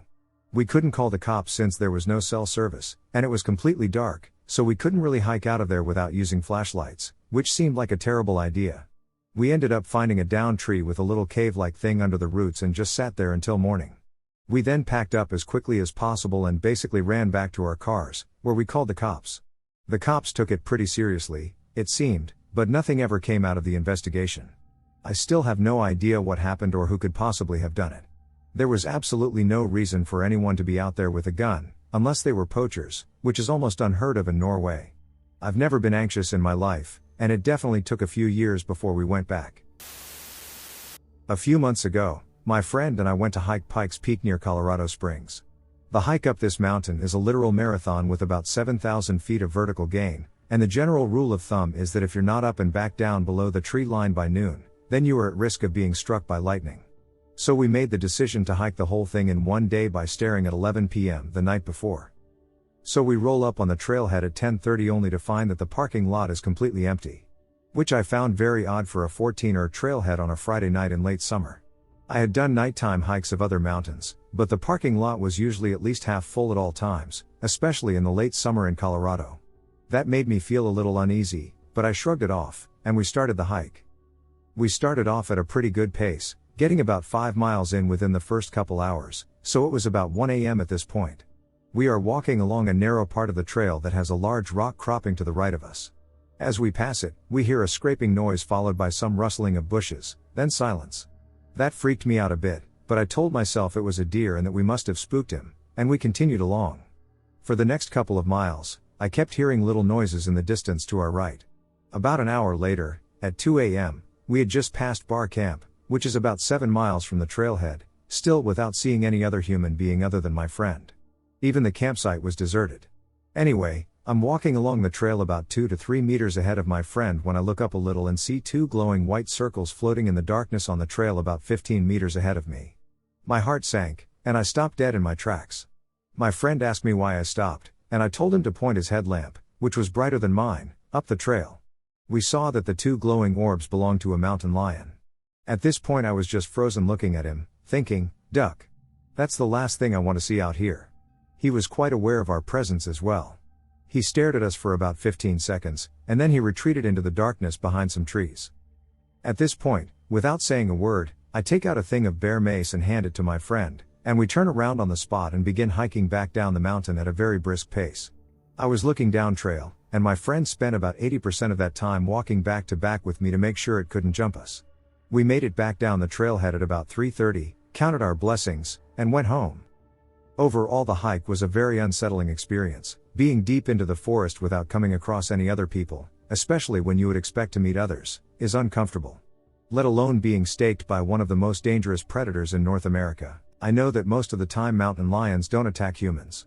But I've also been told that if you see a mountain lion, then they've been aware of your presence for a good while prior to that. And if they make their presence known to you, it's usually a warning.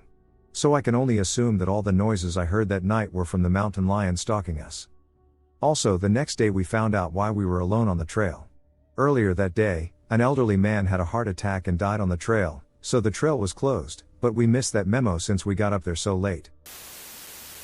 I'm from a small town in northwest Wisconsin, and to give you an idea of how small this town was, we had a gas station and a bar. At the time, I believe the population was about 112 people, and it mainly consisted of older people. I lived on the outskirts of this town with my grandma and my two sisters. We lived in a parsonage, and if you don't know what that is, it's basically a house that's close to a church. That way the pastor could live there and stay close to it, but this house was rented out by the church, and my grandma was the one paying it. It was a very nice house. It was across the road from the church, and when looking at it from the road, we had a graveyard on the right side of the property. It had 4 bedrooms, 1 bathroom, and a 2-car garage, and everything was on one level besides the basement. Now surrounding the left and back side of the house were thick woods. It was a mix of pine trees, oak woods, and very tall grass. During the summer it was a lovely spot, and me and my sisters would play in the forest all summer long. Now on to the reason I'm writing this. The other day I had a conversation with my grandma. She's getting up there in age and has started telling old stories from when me and my sisters were kids, and this one had me remembering I had this friend that would play in the forest with us. They were tall and dark, and they never came out from behind the trees. I remember it being tall. Like 7 feet up the tree is where its head would poke out from. The only part I remember seeing was the deer skull it wore on its face that it would poke out every once in a while. I don't feel fear when thinking about this creature, I'm just going to call it that. I feel protected when I think of it. Me and my sisters always played hide and seek with it, and this creature actually made noise when we found it while playing or talking to it. It sounded almost like a low cooing sound. This creature was so much fun to be around and made the forest light up, it seemed. It did stink though. My youngest sister, who would have been 6 at the time, called it stinky due to this. I remember seeing this creature climb the trees like no other. It almost seemed like a shadow with how silent it traveled through the woods. One day after school, me and my sisters got home and went into the woods, and we saw a small fort built out of sticks and whatnot, and we assumed it was built from the creature, and we played in it and made mud pies and whatnot, but then we heard my grandmother screaming for us to come inside, and in a panic since grandma never did this, we all quickly ran inside, and once in, we asked her whatnot. And we assumed it was built from the creature, and we played in it and made mud pies and whatnot, but then we heard my grandmother screaming for us to come inside, and in a panic since grandma never did this, we all quickly ran inside, and once in, we asked her what was wrong. She locked the door behind us and told us to duck down while she tried calling the police, and she whispered, "There was a man lying flat in the grass, how did you not see him?" I was in shock and wondered what the man wanted. My younger sisters were crying at this point, and me and my grandma tried to calm them down, but nothing was working. About 10 minutes later, the local cop shows up, and my grandma explains what she saw. The cop went around the property to see if the guy was still around, but he didn't find anything. Then he informed my grandma that if he shows up again, call them ASAP, and he left. My grandma didn't let us play outside for a few months, and it really sucked because I was just coming into my preteens, so I was giving my grandma a hard time, which I still feel really bad about. I'm sure you can see where this is going. Later on, that night, once everyone was asleep, I took a flashlight and headed to the forest as quickly as I could. I know it was dumb of me to go by myself and not tell anyone, but 9-year-old me wanted to check on my friend. Once I got to the edge of the forest, I panned the flashlight around trying to look for anything moving, and once I thought I was in the clear, I entered the woods and started walking towards the stick fort. Then I heard some grass move to my back right, which was deeper into the woods. I stopped in my tracks and listened. I thought it was a man from the way it was breathing heavy. And I was right, I'm assuming it was the man my grandma saw a few months back. I turned my flashlight in that direction and yelled, "Who's there?" And next thing I know, this man jumps on me and is trying to choke the life out of me. The last thing I remember was waking up to a crunching noise, and I could see a blurred black mass with my flashlight just barely lighting the edges of it. I passed out again and woke up an hour later and assumed that due to it still being pitch dark out. Once the adrenaline came back, I started frantically patting all over my body, checking myself for injuries and whatnot, but all I could feel was slight discomfort in my throat. I stood up slowly and looked around to see if anything was around me. I could see the porch light on the house peering through the trees, and without a second thought, I ran right for it. When I got to the door, I opened it and slammed it shut and locked it. My grandma woke up and ran, walked down the hall with her shotgun, and yelled, "I have a gun." I said, "Grandma. It's just me." She came around the corner and started asking me all these questions, and I told her what had happened. We called my aunt, who lived not too far up the road, to come and watch my sisters while we went to the ER, which was about 35 minutes away. Once there, the doctors looked over me and said that I had bruises on my neck that I couldn't have inflicted myself, so they reported it to the police. The next few days were a blur. I wasn't able to sleep very much due to the trauma. According to what my grandma told me the other day, the police came out to the house and started a search in the woods. They had 2 dogs on the scene. This is where it gets graphic. So, if you don't like blood, don't listen to this part. The dogs found a blood trail. They saw where the struggle between me and this man was in the tall grass, and there was blood about 20 feet to the north of where this struggle was. I wouldn't say like a pool of blood, but they said the blood trail went on for about 1.5 miles into the woods. They called for more officers before heading in further, but once they got to the end of it, apparently there was the man. He was torn apart. His limbs were hanging up on branches in the nearby trees. His eyes were missing. My grandma kind of got sidetracked with the story, but at the end of it all, my sister and I went to different aunts, and we stayed with them for about 3 months before we could go back. Apparently, my grandma went to stay with her sister while our house got put under investigation. No news was said about it, nothing was said about the man who was all over the woods. The cops say it was a bear, but the more I think about it, it had to have been my forest friend. I never treated the woods or nighttime the same. I've become obsessed with the Wendigo due to it having similar features to the creature I remember. I got a tattoo of one not too long ago, but the trauma is a lot.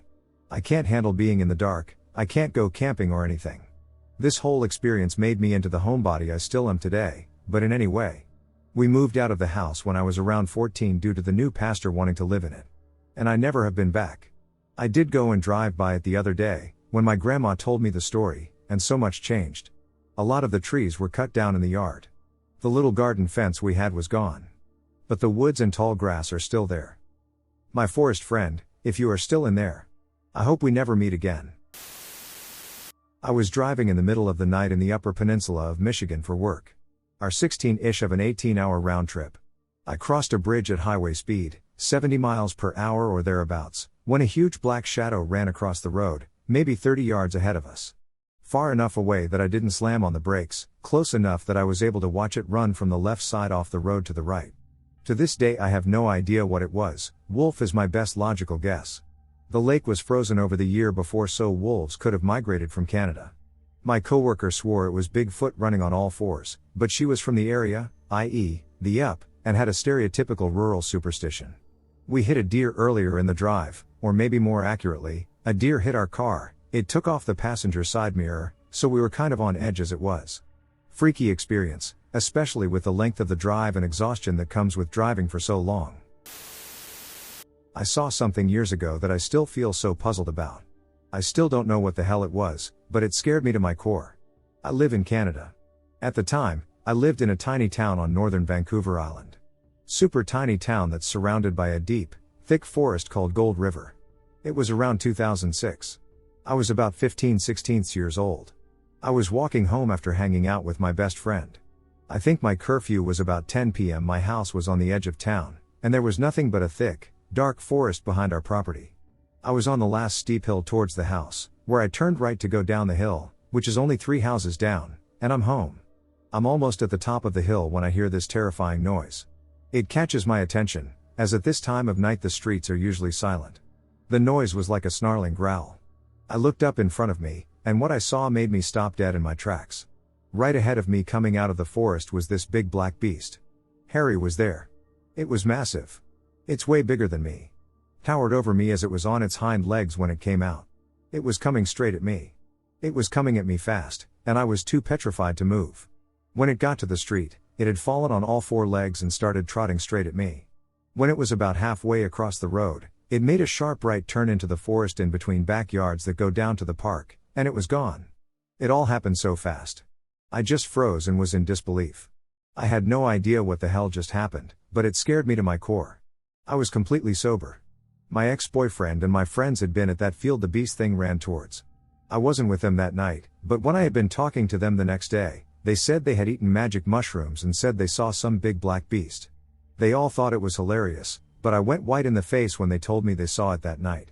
I told them I saw it too, but they didn't seem to believe me. I wasn't on any drugs or alcohol, so it was more serious to me than it was to them, and they just played it off like it was the drugs. This puzzled me for years. I questioned myself if I was crazy and did I really see it. But then, about 3 years ago, I was scrolling and came across a post. A girl was driving down the highway late at night with her family, and they slammed on the brakes because they saw this creepy thing run in front of the car. She described it as something between a coyote and a dog on its hind legs. After that, it let out a demonic scream. This sounded a little familiar. I had to ask Op when and where this occurred. They confirmed it was also Vancouver Island, about a 2-hour drive from where my small town is. About the same time of the year I experienced this. I was pretty blown away to read that maybe someone else had seen what I did and I wasn't crazy and alone. I still have no idea what I saw. I've seen many bears and cougars while I lived there. I've seen elk, deer, wolves, coyotes, and bobcat cats. This thing wasn't anything like those. The best way I can describe it is a hairy black beast. It was so weird. I really wonder what it is. Skinwalker? I really don't know. I don't think it was Bigfoot, to be honest. It had a dark, scary feel to it. Maybe demonic. Maybe something is out of this world. So I want to know, does anyone have a story like this? Anyone have a clue what I saw? If anyone can help me make sense of this, I would be so happy. Thank you guys. The location of the story is in Washington State, in the Mount Baker Snoqualmie National Forest, just outside of Greenwater, Washington. To narrow this down a little bit more, we're talking about an area that oversees Stamp Pass. Very middle of nowhere. The time frame of the story would be 3 summers ago, in mid-June, on a quick one-night camping trip that spanned approximately 18 hours. We arrived at our campsite mid to late afternoon. We had tried to make it to a campsite that we knew and wanted to visit, but unfortunately there was still too much snow on the ground at that elevation, and being as we only had one vehicle, we couldn't safely make it there. One detail that I want to include is how difficult it was to make it to this campsite. We had been exploring for quite some time after we realized we couldn't make it to our intended destination. The road leading up to this campsite was extremely steep. I remember making the comment to my wife that I hope that I don't have to back down this, we may not make it. Our rig is pretty built. With all the aftermarket things that you would expect, skid plates, bumpers, tires, suspension, snorkel, it took some very legitimate technical driving to get there. It appeared that the campsite had not been used in some time, probably a couple of years, no garbage, very dusty on the edge of a cliff overlooking a valley. One thing that made this campsite unique was that it was in an area that had been burned out in the previous year's fires. So where you may be used to seeing the green forest of the Pacific Northwest, this had a little bit more of an ominous feel as all of the trees were basically burned out black sticks sticking out of the ground. The weather on this day was particularly beautiful, very warm upper 70s, no wind. One thing that struck me immediately upon exiting the Xterra was how quiet it was. The normal sounds of the woods just weren't there. If you have tinnitus, you'll know what I mean when I say that this was one of those places where it was so quiet that almost instantly my tinnitus kicked in. Setting up camp was pretty much business as usual. After setting up our ARB awning and awning room, my wife quickly went to sunbathing. I pretty quickly went into my normal routine of using the opportunity of being in the woods to run range drills. After a couple of hours, it did start to cool down a little bit. I went through the process of getting a fire prepped so later on I wouldn't have to do it in the dark. I remember specifically that it was when I was picking up my brass from running drills that I started to get just a little bit cold. I have been wearing shorts and a tank top and body armor all afternoon, so I headed into the awning room to go change into some pants. I remember sitting down on my cot and thinking that I heard a dog bark. I stopped what I was doing and waited for a second, and as clear as day I could hear a dog barking. The sound of the dog barking was extremely clear. This wasn't anywhere near the sound of some other animals in the woods. This is what you would expect to hear in your home neighborhood. This is what you expect to hear from the neighbor's dog 2 houses over. Outside of the tent, I hear my wife say, "Is that a dog?" I had responded back, asking, "Do you see anybody?" She had responded back, saying no, but it sounds like it's coming from over there. As I poked my head out of the tent, she pointed in the direction of where I had been shooting, which was essentially into an overgrown area past a berm that I had been using as a backstop. Interestingly enough, the barking stopped. I finished getting myself situated, exited the tent, and walked towards the area that the barking had been coming from. I found nothing. There was no evidence of any kind of animal, and furthermore, no evidence of what typically comes with a dog, a person. To be clear, the area that this barking was coming from is not an area that somebody could reach with a vehicle. There also is no alternate route. They could have allowed somebody to drive around and approach us from the opposite side. We took the only road to get here and drove it until it ended. Nothing else is even close. We discussed the possibility that maybe it was a lost dog, perhaps somebody had driven out here and abandoned a dog, and so we essentially went into a 3 to 5 minute session of trying to call in a dog. My wife begged that we go look for it. I said no. There was basically no response. It went back to being just as quiet as it was when we got there. I don't want to say that either of us were really upset or unsettled at this point, but we were definitely feeling a little bit more heightened sense of vigilance of what was going on around us. As I said before, where there's dogs, there's people in there. There really shouldn't be any people out here. We had negative experiences with people in the woods before, so naturally, any time that we may run into people in unusual circumstances, we are very careful. We continue the evening as we normally do, drinking a couple of White Claws, getting a fire, and starting to play the music that we used to listen to as teenagers and cooking up some dinner. At this point, it was getting to be around 7 p.m. I had returned to the tent to grab a hoodie because the temperature was dropping a little bit, but it was still relatively warm for that altitude. Within 3 to 5 seconds of me entering the tent, the barking started again. When I heard it, I froze and listened, and it was coming from the same direction that my wife had pointed out to me before. Before I could even poke my head back out of the tent, my wife said out loud, "Why is it only happening when you go into the tent?" She's a lot smarter than me. To be completely honest, I kind of dismissed her statement initially and went back out, sat down next to her by the fire, and the evening continued. After a few minutes had passed, I returned to the tent, and again, within a few seconds of me entering the tent, the barking started. Remember still that this is the sound of your neighbor's dog. When I exited the tent, the barking stopped just as it had before. At this point, my wife and I shared one of those very brief moments where you lock eyes with somebody and, without saying anything, you know that something's wrong. It's so difficult to describe the moment, but you just knew that something was wrong. I remember turning into the tent and starting to put on all of the gear that I was using when I was running drills. We had wildlife encounters before, this was different. Something felt extremely wrong with what was happening. I put on my plate carrier and weapon and started the process of loading the magazines that I had filled out while running drills. One thing that I remember as being particularly unique was that my wife came into the tent with me and helped me start loading magazines.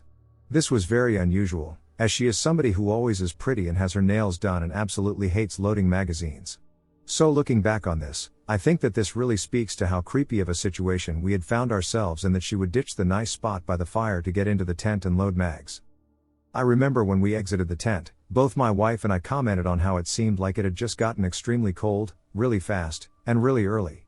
I think that we both exited the tent expecting to be face to face with some kind of threat that was moving in on us, but we exited the tent, and there's just nothing there. I looked around some and nothing. I even went deep into the direction of the barking and nothing. No animal tracks at all, which frankly puzzled me. This area was burned out, the ground was covered in ash, it was like walking on the moon. Anything would leave tracks. We tried to return to somewhat of a normal camping trip feel, if being by the fire in full kit is normal for you, lol. My wife sat back down by the fire. At that point, I refused to really sit down, and I was more just moving around the campsite and keeping an eye on our surroundings. At this point I'm moving around the campsite, and my visibility is starting to drop some. It's not necessarily dark, but in the woods, even being burned out, it's just starting to get difficult to see more than just a few feet into the trees. I returned the tent to grab my helmet, with PVS 31s, leave me alone, I like my freedom. And as I'm walking to the tent, I make the comment to my wife that I swear to God if I hear that barking again, I go into the tent, barking. Now I'm furious, and scared, honestly. We're starting to touch on something that is so unusual in the woods that it's difficult to explain to yourself. Going back to our short planning before this camping trip, one of the reasons that we decided to take this quick camping trip was because it was just going to be a nice easy camping trip. There was absolutely no adverse weather anywhere on the forecast in the days before, during, or after when we were taking this trip. In a time of less than 30 minutes from this beautiful evening with not a cloud in the sky changed into somewhat of a weather nightmare. The winds picked up to the point that I actually had to use the tie-down straps that I normally never used, even in some serious storms. And a heavy fog blew in, which was extremely weird for this altitude in June. I'll never forget thinking to myself that with this fog and the wind, the fog should blow through just within a few minutes. But the wind continued to blow, and the fog just wouldn't break. We're talking 25 feet of visibility tops. I couldn't see shit through my nods, and they kept getting fogged out from all the moisture. It almost made you dizzy because you could see the fog blowing by, and no matter what direction you looked in, everything was in motion. And it was so cold. Suffice it to say, at this point we called it time to go to bed. Naturally, I don't think that either of us really slept. I won't lie and tell you that we heard anything. It was actually just dead quiet once the wind stopped about an hour after we had gone into the tent. Usually sleep in when we go camping, but this was a little bit of a different story. We ended up basically crawling out at first light.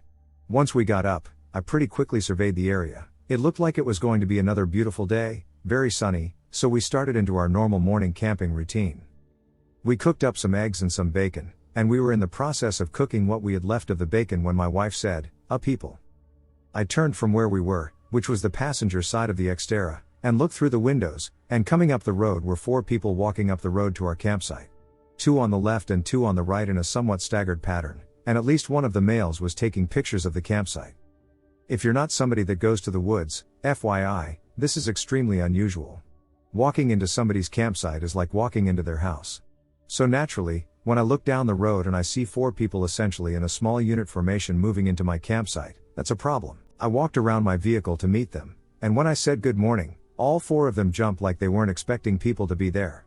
It was 2 males and 2 females, and they basically took a second to look at each other like they weren't sure who should be the one to speak up for whatever was going on. This seemed a little bit weird to me because you're walking up on an obvious campsite. You can see a vehicle, a tent, a fire pit, etc., but they were surprised to see people there. A man claimed that they were bird watching, and very cautiously, all 4 of them turned around and started walking back down the road. The male who had stated that they were bird watching looked back up at me several times. I couldn't help but notice that he seemed extremely situationally aware. Following this interaction, we were pretty much maxed out on what we were willing to deal with. We typically pack up in an organized fashion, but this was not one of those trips. We kind of just threw everything into the car, got everything loaded up, and started to head back down the mountain. At the bottom of the aforementioned extremely steep and rugged road to the campsite, we passed a parked SUV occupied by just 1 driver. We did not see the additional 4 personnel on our drive back down. All had appeared to be physically fit and of military age. This happened a few years ago at a local state park. I was going through a really bad breakup and wanted to go do something spiritual and relaxing to try and get my head straight. I had just bought a new camera a few years back, so I decided to go do some long exposure photography for stars. I chose a local state park to try this in because it was the darkest place I knew. There's a closed 10 p.m. to 4 a.m. curfew, but people camp here, so I figured it was loosely enforced. I also knew the trails very well, so getting where I wanted to take pictures, a dry creek bed, would be easy and safe. I get there at about 2 a.m. and walk through the park with a red headlamp to not spook any animals. I set my tripod up and started taking pictures, and everything is going great for like 30 to 45 minutes or so. It's nice and quiet. I had warm tea in a bottle, everything was going great. Suddenly I hear whispers, and I immediately turn off my camera and move near the grass, so I'm not so easily identifiable. I assumed it was campers sneaking around, or a park ranger checking to make sure nobody was up to anything shisty. I see some dull twinkling light as well, like there's a small patch of fireflies. I start hearing more whispers and seeing more twinkling lights. Now I'm kind of nervous, because if it's a group of people who see me and want to make trouble, I'm kind of boned. But nothing happens.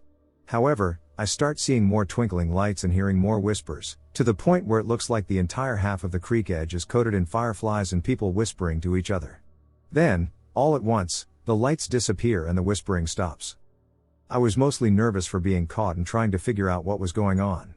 The situation being weird didn't really dawn on me until later. I still wonder what exactly happened out there. I've debated going back to see if it happens again, but I can never seem to find the time to. These are some strange experiences from a camping trip in northern Ontario. I went on back when I was a little kid with my dad and stepmother. My dad and stepmother rented a tiny cabin in northern Ontario one summer through a family friend. I don't know exactly where it was, but I am certain it was well north of Midland, the regular cottage country for Toronto folks. The cabin was on a lake, and the owner ferried us there in a tiny motorboat. This wasn't an island, mind you, I think there just weren't any roads to access it. Some strange things happened on this trip, and while there isn't a single cohesive timeline and I'm not an experienced writer, I'll try my best to document them. I've itemized specific events to make it clearer. 1. The owner had left a canoe at the cabin, and we took it out on a lot of trips on the lake, usually later in the day. I was obsessed with frogs and fish and wildlife as a kid, and this lake was loaded with marshes, so I loved these outings. I remember one in particular. It was almost sunset, and we were heading back through one of the marshes. I heard a faint humming similar to a transformer coming from the tree line on the shore. My dad/stepmom noticed it too as it grew louder. It stopped all of a sudden a few moments later, but so did everything else. The sound of birds, frogs croaking, and any other wildlife had completely dropped off and stayed silent. Nothing else strange happened on our way back, but it was creepy as hell. 2. The cabin was on the shoreline, but there wasn't a beach or anything nearby. It was actually a very steep and rocky shore around the entire area, but once you got in the water, there was sand. Mussels and crayfish thrived in here, and my dad got the idea to catch some for cooking. Freshwater mussels taste terrible, by the way, don't try it. My dad isn't a woodsman by any means, but he is a very crafty and resourceful guy. We canoed to a sandy area close to the shore, and we waded out to catch mussels. On both sides of the water, the shore was very steep, like 2 floors up with thick forest at the top.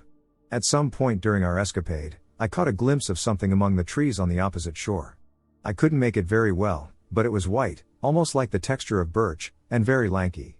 I remember thinking that it definitely wasn't a person, but it wasn't too far from the general shape of one. It was staggering around lethargically and slowly. If it was an animal, then something was definitely wrong with it. I waded over to my dad and told him to look up there, and by that point it was gone. Because of this, I'm still not 100% sure this isn't something I imagined. I was 9 or 10 at the time, but I remember seeing it again on the opposite shore on our way back. 3. This is one I don't actually remember. Instead, my dad told me about it. On one of our canoe outings, my dad and stepmother decided to visit this little peninsula on the other side of the lake, close to the marsh area. We all got there and dragged the canoe onto what little shoreline there was and walked inland single file. There wasn't a path, but the trees weren't particularly dense either, enough to see the water when you looked back. Pretty soon he noticed that the entire place was covered in mushrooms, and live trees had given way to down/dead trees further inland. This was unusual because it didn't look like there had been a forest fire or anything, they were just dead. It also started smelling really, really bad.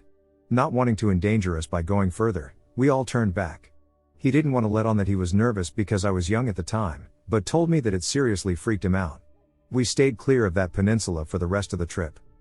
4. This is something my dad told me happened to him during this trip a couple years ago. He went hiking by himself at some point, and when he was deeper into the woods, everything around him just stopped. No sound whatsoever, no movement, no wind, or leaves falling. It all returned a minute later, and nothing else eventful happened for the rest of his hike. This one isn't really scary as much as it is weird, I guess. 5. We spent most nights having fires outside, and one night my dad and I stayed up watching X-Files on this tiny black and white TV. I'm actually not sure how this place even had power since it wasn't accessible by road. Maybe it had a generator, or even a small PV/battery setup, for all I know. There wasn't much other than a couple lights, that TV, and a small water pump to the lake. Anyways, I was young, and X-Files was spooky as duck to me. During one of the episodes, we both heard that humming coming from outside, like when we were on the canoe. It was faint, but definitely there. We went outside with a flashlight to see if we could identify it, but couldn't see anything. We didn't want to go into the woods this late or take the canoe out, and it sounded like it was far away enough, so we just went back inside. It was intermittent throughout the rest of the night, sometimes getting louder, sometimes quieting down. In the morning, our water wasn't working. My dad went to investigate, and apparently the pump power cabling had been messed with. It was an effortless fix, but strange nonetheless. 6. This one is probably the most unsettling one that I remember. I'd wake up earlier than everyone else most mornings because I was pretty hyped to go out and catch toads, frogs, and whatever else I could find. I even set a trap for a chipmunk one time and successfully caught it. I remember one morning, I had woken up just before sunrise and was still in bed. In the window adjacent to my bed, I saw something that usually wasn't there. It was half a ducking face poking around the edge of the window and staring into our cabin. Sickly pale orange with giant black holes where the eyes were supposed to be. This thing was definitely not human. I flipped my shit and hid under the covers, and eventually fell back to sleep. When I woke up again, everyone was also awake, and there was no sign of anything there. I've always thought of this particular experience as something that I just imagined after just waking up. It had to be. About a month ago I met up with my dad while visiting my home city, and we got to talking about this trip a bit again. He mentioned that there were quite a few times when he felt uneasy on this trip. For example, my dad usually goes jogging early in the morning for exercise, and it's a habit he still keeps up to this day. He decided to abstain a couple mornings at that cabin though, because there was something that he just couldn't place that was creeping him the duck out. Way back when I was in my mid-20s, in the late 1980s, I used to be hardcore into hiking and camping. But given that my home state of Rhode Island is like the size of a postage stamp, relatively speaking anyway, I exhausted a lot of the more local campgrounds pretty quickly and began to long for something a little wilder. I'd heard a lot of great things about the Appalachian Trail and how hiking it was a badge of honor for a lot of people who shared my passion for the outdoors. My uncle on my dad's side had hiked the whole thing over the course of a summer back in the 50s, and he never shut up about it whenever he'd see me and the subject of hiking came up.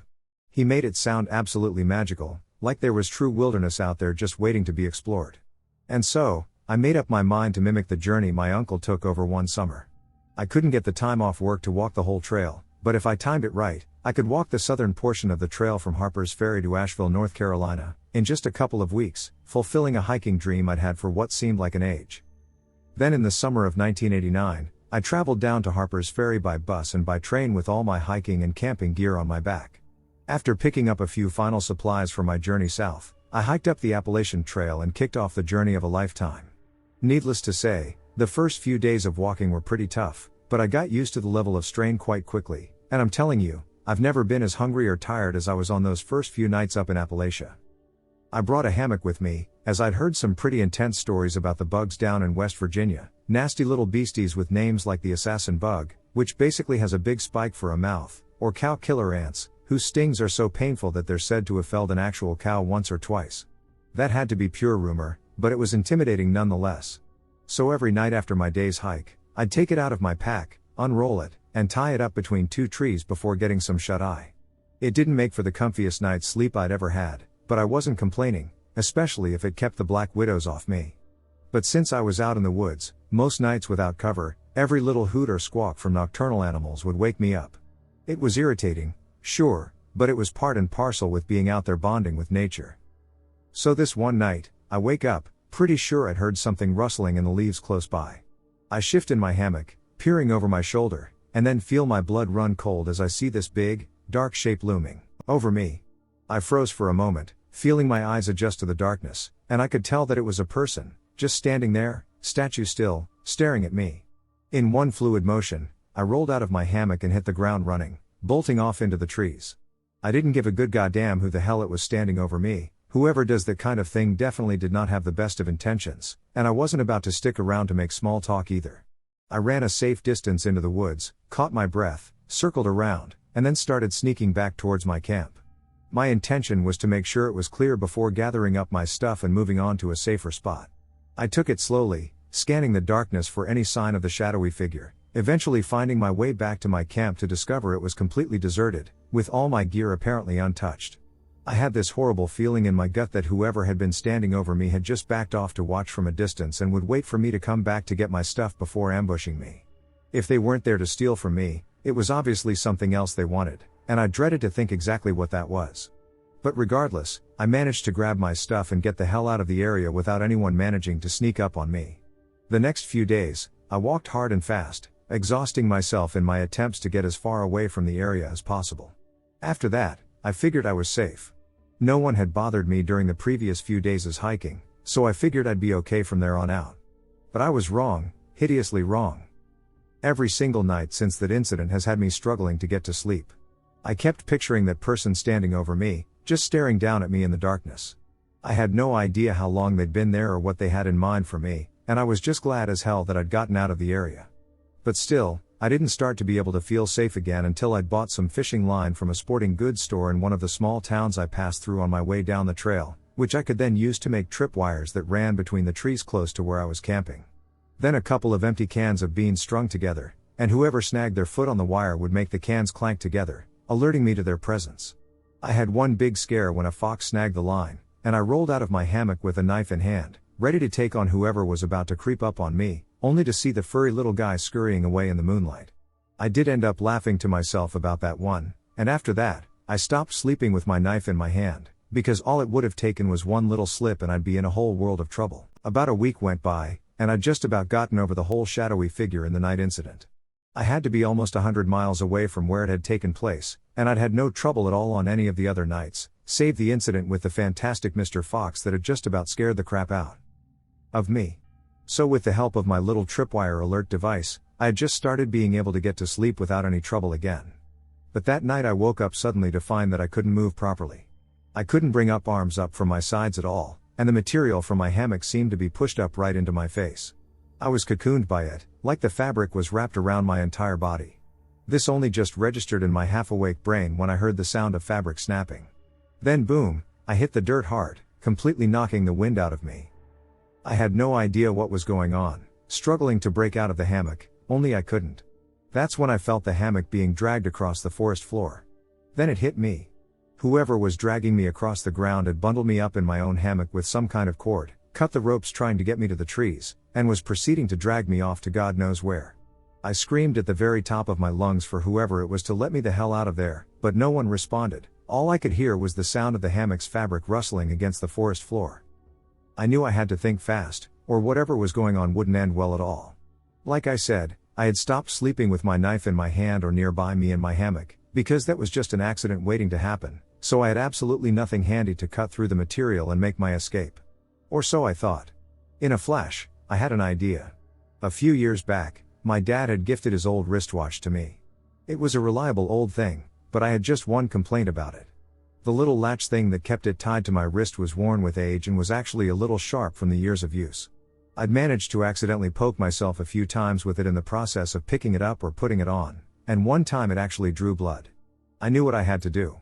I unbuckled the watch as quickly as I could, which wasn't easy considering I was getting dragged along the ground in the pitch darkness.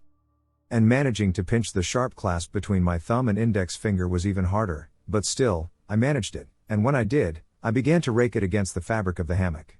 It was just as effective as cutting canvas as it was at cutting skin, and although it took a good few tries, it didn't take long until I could see the subtle glow of silvery moonlight from the other side. I kept cutting, as quickly and quietly as I could manage, until there were so many cuts that I could rip myself out of the canvas cocoon like some terrified newborn bursting out of a womb.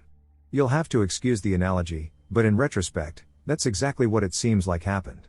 I was born again that night. I got a second chance at living. Escaping that hammock meant life, because I know that staying in it would have meant death. For the second time in about 10 days, I found myself bounding through the dark woods, only that second time, the terror in me dwarfed what I had felt the first time around. I don't even know how I managed to escape. Assuming it was the same figure standing over me the first night, they somehow managed to track me for more than 100 miles and sneak past my tripwires. They were a far better woodsman than me, probably physically fitter too. I just know that by the time I reached a house with its lights on and I turned to look behind me as I was banging on the door, there was no one else around. The family who lived there were kind enough to put me up for the night after I called the local sheriff, who came out in the morning to help me retrace my steps through the woods.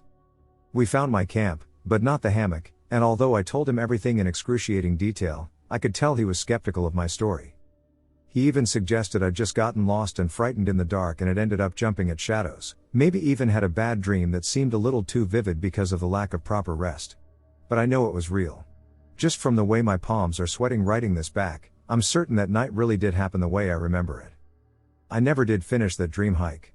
The next day, I caught a bus back towards Harper's Ferry, then took the train all the way back to Providence, and I only ever told a handful of people what happened out on the trails. I figured not many would really believe me, they'd just think I was telling a campfire tale or something. I didn't tell my hiking uncle for the longest time. I thought he'd just gloat or whatever, tell me I didn't have it in me to do something that tough. But when I finally did share my story, I got a reaction that I definitely wasn't expecting. He just nodded and told me that there were some nights that he didn't think he'd make it out alive either. That there are people who live up in those mountains who have been outlaws for generations, who live outside of society, outside of the natural order of things. He'd had some pretty close calls himself at times, bumping into people who weren't nearly as friendly as the majority of West Virginians, and sometimes seeing things he knew damn well he wasn't supposed to see. But what those things were, he didn't seem to want to say. I always told myself I'd try my little Appalachian adventure another time, maybe when I'm a little older, a little wiser, and when I've got something a little bigger to defend myself with. The trail will still be there, waiting for me. But then again, so might be whoever tried to drag me off that night. When I was around 13, me and my friend used to go on walks together at this local dog walking area. It was quite big and connected to woods, but was also in the middle of a bunch of homes that surrounded it. We used to walk around the trails there often and just talk and listen to music. There were certain places we didn't walk to in case we got lost and the signal wasn't great there, but this day we decided we were going to walk the extra mile following the trail. It was about a 20-minute walk, and we ended up in a different named area, so we decided to follow our steps back once we realized we were too far. It was around 9 o'clock now, pitch black outside, and being the quirky adventurous teens, we decided to walk back throughout the entire woods.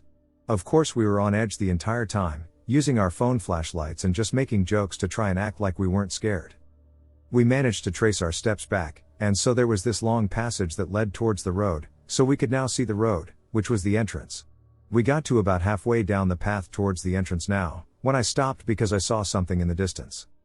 A tall, slender figure sprinting towards us, almost army marching with its arms and legs straight, and totally faceless.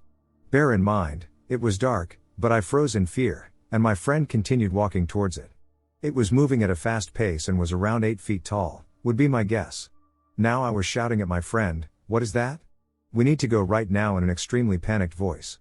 At first he didn't see anything or believe me, but in the space of around 5 seconds, I saw him stop and turn around and start sprinting towards where we had come from. I remember screaming at him, "We have to go now," and the adrenaline kicked in now. We ran towards a bridge that was close to us. And then up a hill, which had a gate onto a public path. For a brief second, I remember that as I jumped the gate, I turned around to see if it was still there. To my shock, it was running even faster, which in my head made me realize that this was no joke. My friend stumbled over the gate, cutting his hand, and we ran all the way to the shop in the town street. To this day there is no real explanation, as even if it was someone dressed up, why chase us in that location at that time? And the way they ran was so non-human-like. This was 5 years ago now, but it's safe to say the scariest thing that happened to me. The tiny community of Milfield was encircled by miles-long, thick forests and was tucked away in the Appalachian Mountains.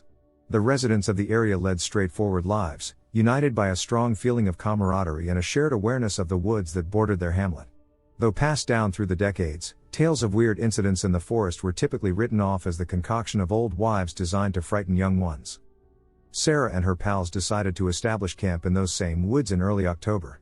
The leaves had turned brilliant shades of gold and red, and the air was fresh. As a sophomore in college, Sarah had come back to Milfield for the fall break and persuaded her friends, Jake, Emily, and Tom, to go on a weekend adventure with her. They couldn't wait to get away from the pressures of school and spend time in nature again. The group pitched their tent next to a tiny streamside clearing. They constructed a fire, cooked marshmallows, and told stories beneath the twinkling stars as the sun started to drop. The sounds of nocturnal animals filled the woods, and the flickering firelight created unsettling shadows against the trees. "I've heard these woods are haunted," muttered Jake, jabbing a stick at the fire. "My grandfather used to tell me about a shadow that roams around here at night." Emily rolled her eyes. "Well, Jake, hurry up. You're only attempting to frighten us." Jake gave a shrug. "Perhaps, but he insisted it was accurate. Claimed that once you saw it, you would never be the same as it would watch you from the shadows." Tom chuckled. "It seems like a bunch of bullshit. Shadows don't exist anywhere." Sarah, who had been listening quietly, shivered. When she was younger, she recalled hearing similar tales, but she had always discounted them. She tried to keep her voice light as she continued, "Well, let's hope we don't run into any creepy shadows tonight." They withdrew to their tents and called it a night as the night grew colder. The clearing was nearly completely dark as the fire gradually went out. Unable to get rid of the sensation that she was being watched, Sarah laid in her sleeping bag and stared at the tent ceiling. Sleep was difficult for her, even though she told herself it was just Jake's story getting to her. She was awakened hours later by a rustling sound outside the tent. She sat up and paid close attention. With the exception of the odd rustle of leaves, the woodland was eerily still. With caution, she opened the tent and looked inside. The moonlight was hardly visible through the dense tree canopy, and the campfire had totally burned out. In the hopes that one of her friends was awake, she murmured, "Hello?" There was no reply. With her heart racing, she cast a quick glance around and noticed a dark silhouette standing at the edge of the clearing, slightly past the tree line. "Jake? Tom? Is that you?" She yelled again, more loudly. The person remained motionless and silent. It did nothing but watch. She scurried back into the tent, her mind racing as fear took hold of her. She gave Jake a shake. "Jake, get up. Someone is out there." Jake sat up, bleary. "What?" Sarah said, "It's probably just an animal." No, it appeared to be human. A shadow. With a groan, Jake reached for a flashlight. "Fine, I'll check it out." After taking off the tent, he walked outside and illuminated the clearing with the flashlight. There was nothing there. "Observe?" "Nothing. You're just having hallucinations." Sarah scowled, but she felt a little better after hearing Jake's guarantee. She answered, "Maybe you're right," but she couldn't get rid of the lingering discomfort. Although nothing happened for the remainder of the night, Sarah couldn't shake the memory of the shadow she had seen. The following day, they trekked farther into the forest, discovering new paths and taking in the natural beauty of the area. She shoved the past night's events to the back of her thoughts. They hiked for the entire day and were worn out when evening came. Rebuilding the fire, they made themselves comfortable for the night.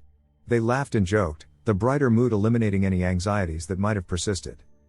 But as the evening deepened, Sarah's fear reappeared. She kept her head turned toward the edge of the trees, half expecting to see the dark figure again.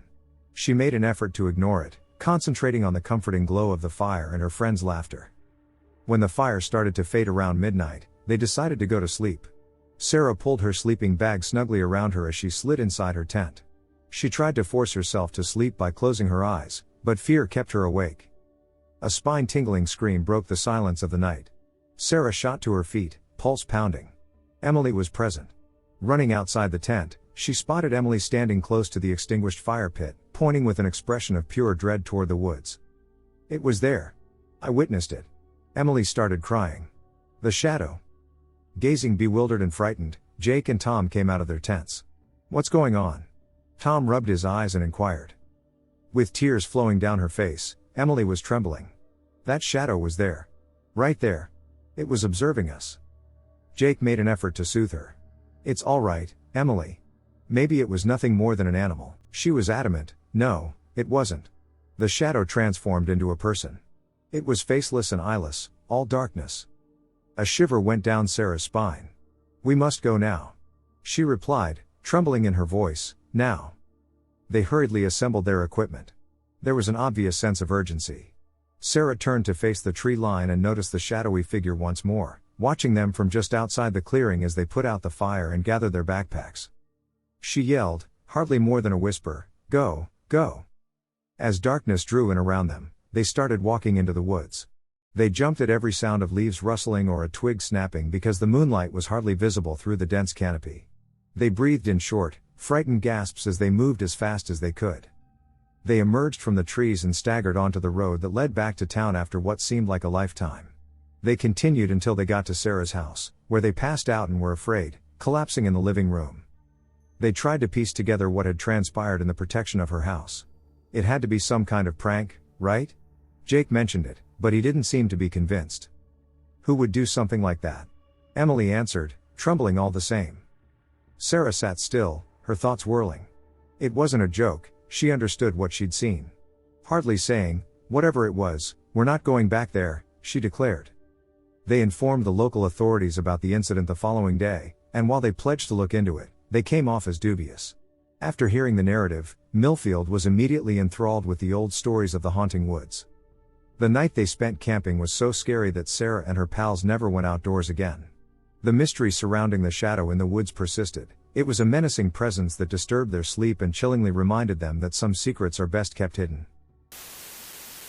I've had the Oz effect happen to me while hiking with my dog. He was acting strange and stuck to my side, which was very out of character for him, a German Shepherd who loves to leg it around the place on walks. We were about a half hour in when I got this weird feeling, kind of like someone was watching me, but I couldn't see anyone and hadn't passed anyone on the trail. I then began to feel really dizzy and decided to sit down to get a drink, and that's when I noticed it. There wasn't a sound in the forest at all. It was like nature was holding its breath. At this stage, my dog was stuck to my leg, had its head lowered and hackles up like it could see something that I couldn't. It was so silent I could hear my heart pounding in my ears, and it felt like I couldn't focus properly. Then, as quick as it happened, it dissipated, and all the forest sounds were back again. Decided that was enough adventuring for the day and double-timed it back to the car. I wanted to share this story, though it doesn't involve a sighting, it involves all the other evidence that is difficult to ignore. We've bought land in Washington recently. It'll be about a year before we start building there, but we visit periodically, and I just recently came back from a 2-day camping trip on the land. A few months back, we pulled into a dirt road leading onto our property and noticed a perfect pyramid of trees that had been interlocked into a tapestry that simply couldn't have happened by human hands. One reason is that the pyramid, like interlocking, which was clearly done with skill, was at least 6 feet off the ground. We joked that maybe some teenagers could have done it, but I personally really doubted that some kids could climb up the trees, 6 feet high, and successfully bend tree trunks into an interlocking grid that high up. It would take far too much force and power. I don't even think grown men could get such thick trees to bend in this fashion. The trunks had to have been at least 8 to 9 inches in diameter, so we're talking strong tree trunks, not bendable baby limbs.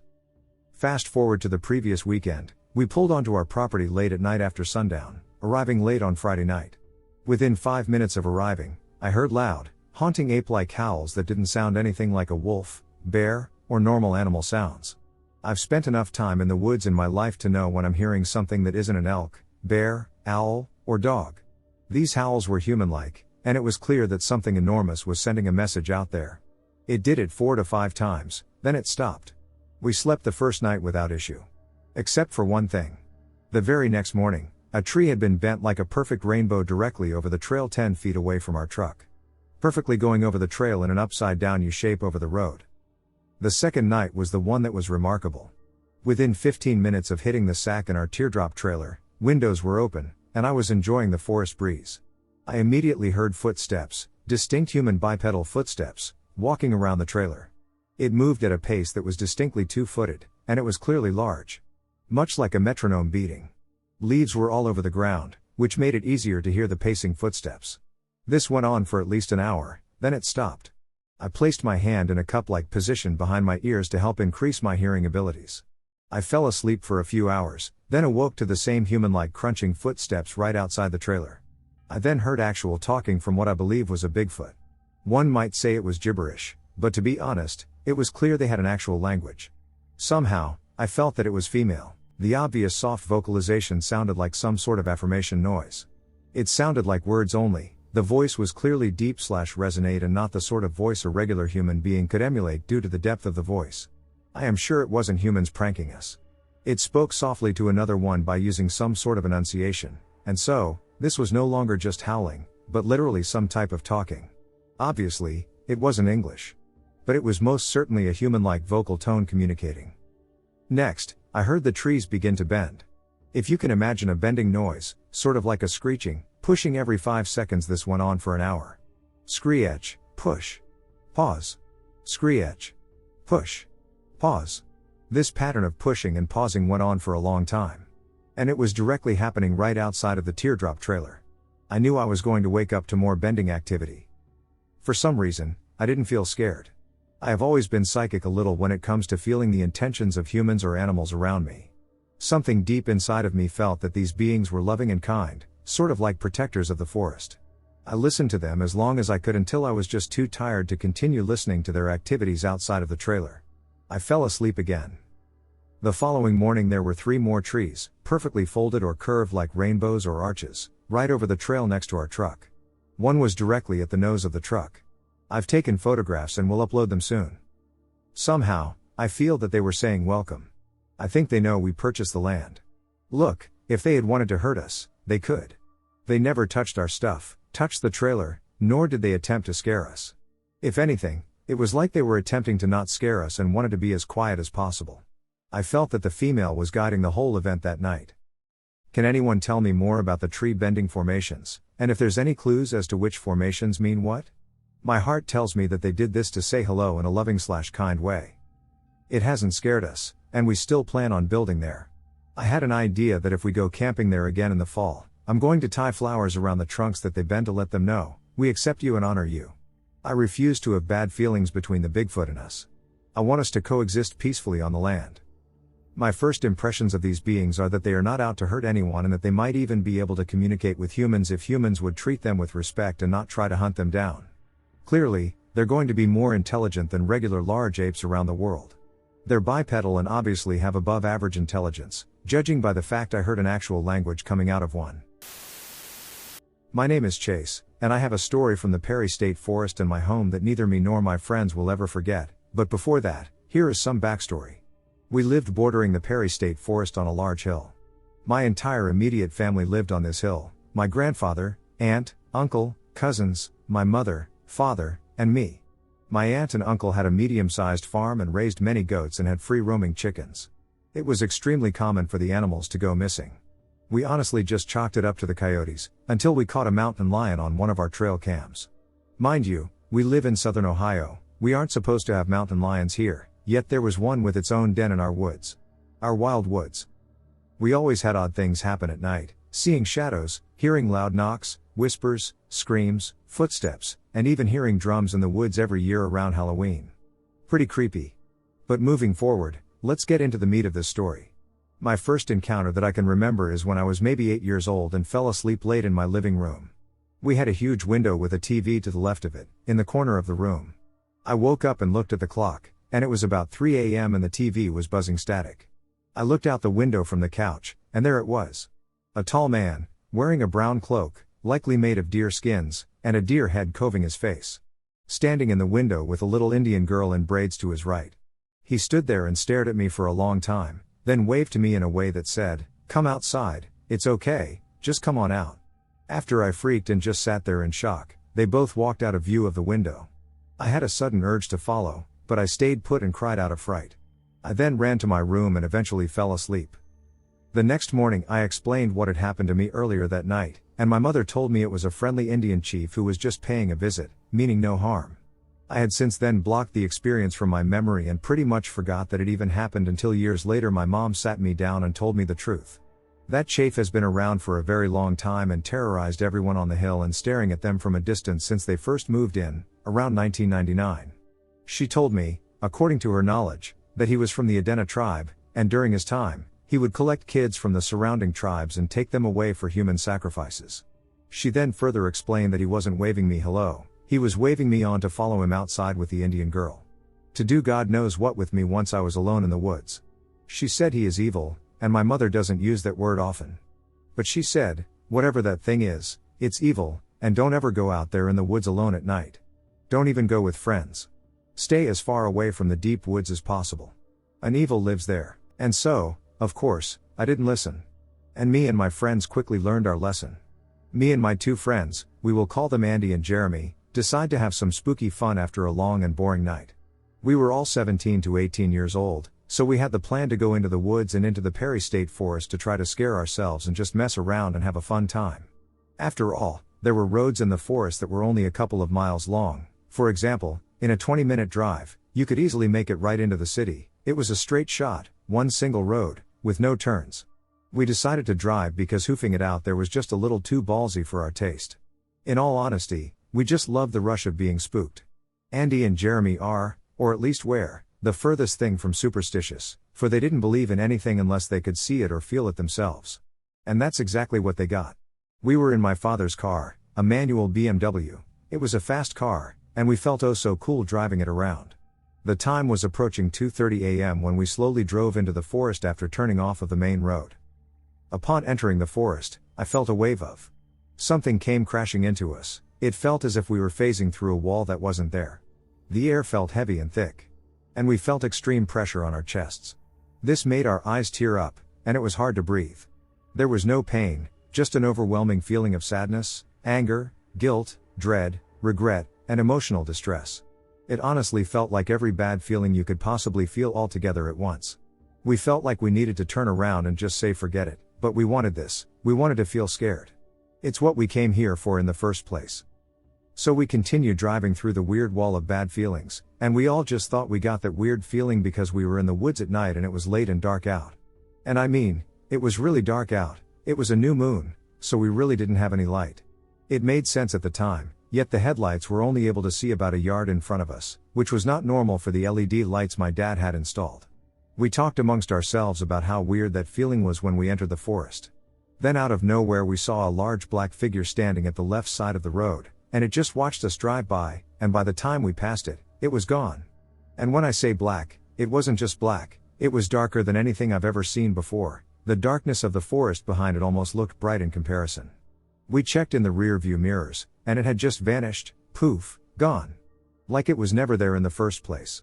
We said some obscenities to each other, completely stunned and aghast at what we just witnessed. We drove for about a whole minute in silence, until Andy said, "Did y'all see that shit?" We all agreed with a simple aha. We continued to drive. After a little while, Andy looks up at the sky and says, Guys, the sky looks kind of off." Me and Jeremy looked up, and the sky wasn't just off, it was blood red, yet it was so dark in the forest that you couldn't see your hand in front of your face. We thought maybe it was starting to get daylight out, but it was only 2:32 a.m. We were perplexed at how little time passed since we entered. And at how on earth the sky could be lit up in such a dark red. At first, we thought it could possibly be a blood moon, yet there was no moon to be seen. We continued on our journey for what felt like a half an hour in a straight line. Then suddenly Andy yelled and said, "No. No, no, no, we just saw that tree, I just saw that tree, it's like we are going in a circle." "You didn't take any turns, did you chase?" I denied with a simple no. Why would I? It's a straight line through here, I don't want to get lost, especially out here. And so we continued to pass the same trees, the same guardrail, the same lake, the same signs, the same exact everything over and over and over again. Everything kept repeating, as if we were driving in a big circle, but that's impossible since the road is only a straight line through. There are many turns that we could have taken, but we never turned, not once. "Dang man, this feels like some Blair Witch shit," Jeremy murmured. As we continued to drive through the endless loop we were now apparently stuck in, over time we slowly started to see dark figures in the woods, shadows, things staring at us in the trees, and, scariest of all, deer that didn't look right. Something was off about them. They would all just stand there and stare at the car and sway back and forth. Yet unlike how normal deer eyes glow when lights hit them, there was no glow, like a black, empty void within each eyeball. Then one spontaneously jumped in front of the car, making us all physically recoil and brace for the impact of a deer entering my front grille, but it never happened. It disappeared just as quickly as it had jumped in front of us. "No, man, this isn't right. We need to turn around. That can't happen. This isn't real," Jeremy said to me, and I told him that we couldn't be far from the exit after all. We've been driving for what we felt like was hours. So we continued driving down the dirt road. We then noticed the dark figures in the woods slowly transform into a more human figure. We also started seeing disembodied eyes staring at us and heard odd distorted animal noises, screams, and whimpers.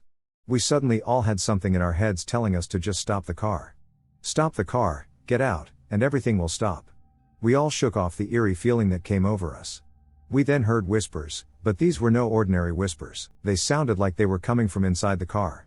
Again, we continued to drive. While driving, we would also sporadically get a glimpse of the thing we saw at the very beginning when we entered. Then, abruptly, all the visions and sounds stopped. We then heard a girl scream, not a coyote or a bobcat, a girl, and it wasn't in the woods, it was right in all of our ears, it was loud enough to make our ears ring. Then the car shut off. Dead. No lights on, no nothing. Just off. Pitch black darkness. I tried to start it, but nothing came up. While trying to start the car, we heard a train in the distance, and it sounded like we were on the tracks ourselves. Hell, we could feel the ground rumbling. But the odd thing was, there was not a railroad anywhere near the park. Not for many miles. So how is it that we could hear the chug of the engine, the whistle, and the screeching of the wheels? We had absolutely no idea. It got closer and closer until it sounded like the train was in the car, passing right through us. While the train was going through the car, that car came back to life, all the lights on, just like normal. So I started it. I tried to take it off and killed it. It was a manual, and I was scared. It was my own error, but it still scared me when the car lurched to a halt. I then started it again and took off. We were fleeing for our lives at this point, so we were easily hitting 50 miles per hour on a shitty gravel road. We continued to pass the same everything over and over again. I then abruptly slammed on my brakes. Damn dude. What the hell, man? Andy and Jeremy both yelled as they face planted into the front seats. Guys, look. They look up in awe to see two car headlights coming straight at us, growing bigger by the second.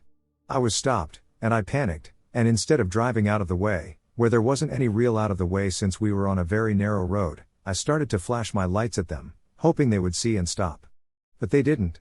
They continued to get closer and closer, so we all just accepted our fates and put our heads down to protect us from the collision. We waited and waited, and nothing happened. We all looked up, and it had just vanished, like the deer had previously. There was no car, no tread marks, no dust cloud, nothing. It was just all in our heads. At this point we knew something was in our heads, warping reality and making us perceive whatever it wanted us to see. We continued down the road. After about 15 minutes of relative peace, other than the screams and human figures and other horrific things happening, the radio randomly switched on, and we heard people talking on the radio through static, but they weren't just radio hosts, it was people. So many people talking at once was defining. We heard loud knocking and banging on the doors and windows, enough to shake the car. The voices in our heads were now screaming at us to stop driving, to roll down the windows, to get out of the car, to do anything to let them in. Everything was deafening. It was so insanely loud, and we all started weeping. We just gave up, we couldn't handle it anymore. Then, in the blink of an eye, we appeared on the new Reservoir Road, right before the city. We all looked to each other, completely stunned at how the hell we just teleported to the end of the dirt road, out of the forest. The radio was still blaring static, so we reached for it and turned it down so we could talk amongst ourselves. I looked and saw the time was now 3 a.m. How did such little time pass? How did we get here? We had no clue and we still don't. We were just glad it was over. We drove off to the city. The sky slowly faded from red to black. We stopped at the 24-hour Taco Bell and got some food and sat in the parking lot talking about what we all had just experienced. We then drove back to my dad's and woke up to the front door, exhausted. Then, right before walking in, there it was. The figure we saw at the very beginning was standing right on the edge of the property line, staring directly at us. But now we could see it in a finite detail. It was about 7 feet tall with broad shoulders and the stature of a keem for a man. Wearing a blacker than black cloak and a deer skull on its head with piercing red glowing eyes. It then raised its hand to its chest and waved a single wave, from its chest to its hip, then it vanished into the woods behind it. We then went inside, and all fell asleep immediately after vowing to never, ever go out there again. But funnily enough, years later we have all agreed to go camping in those very woods next week. If anything happens, I will write again. This was my first time ever writing something like this, and if it wasn't for my friends experiencing all of it along with me, I would simply think I'm batshit insane. It was their idea for me to even write this in the first place, and thank you for listening to our story. And also, heed my mother's warning and don't ever go into the Perry State Forest at night, because evil really does live there.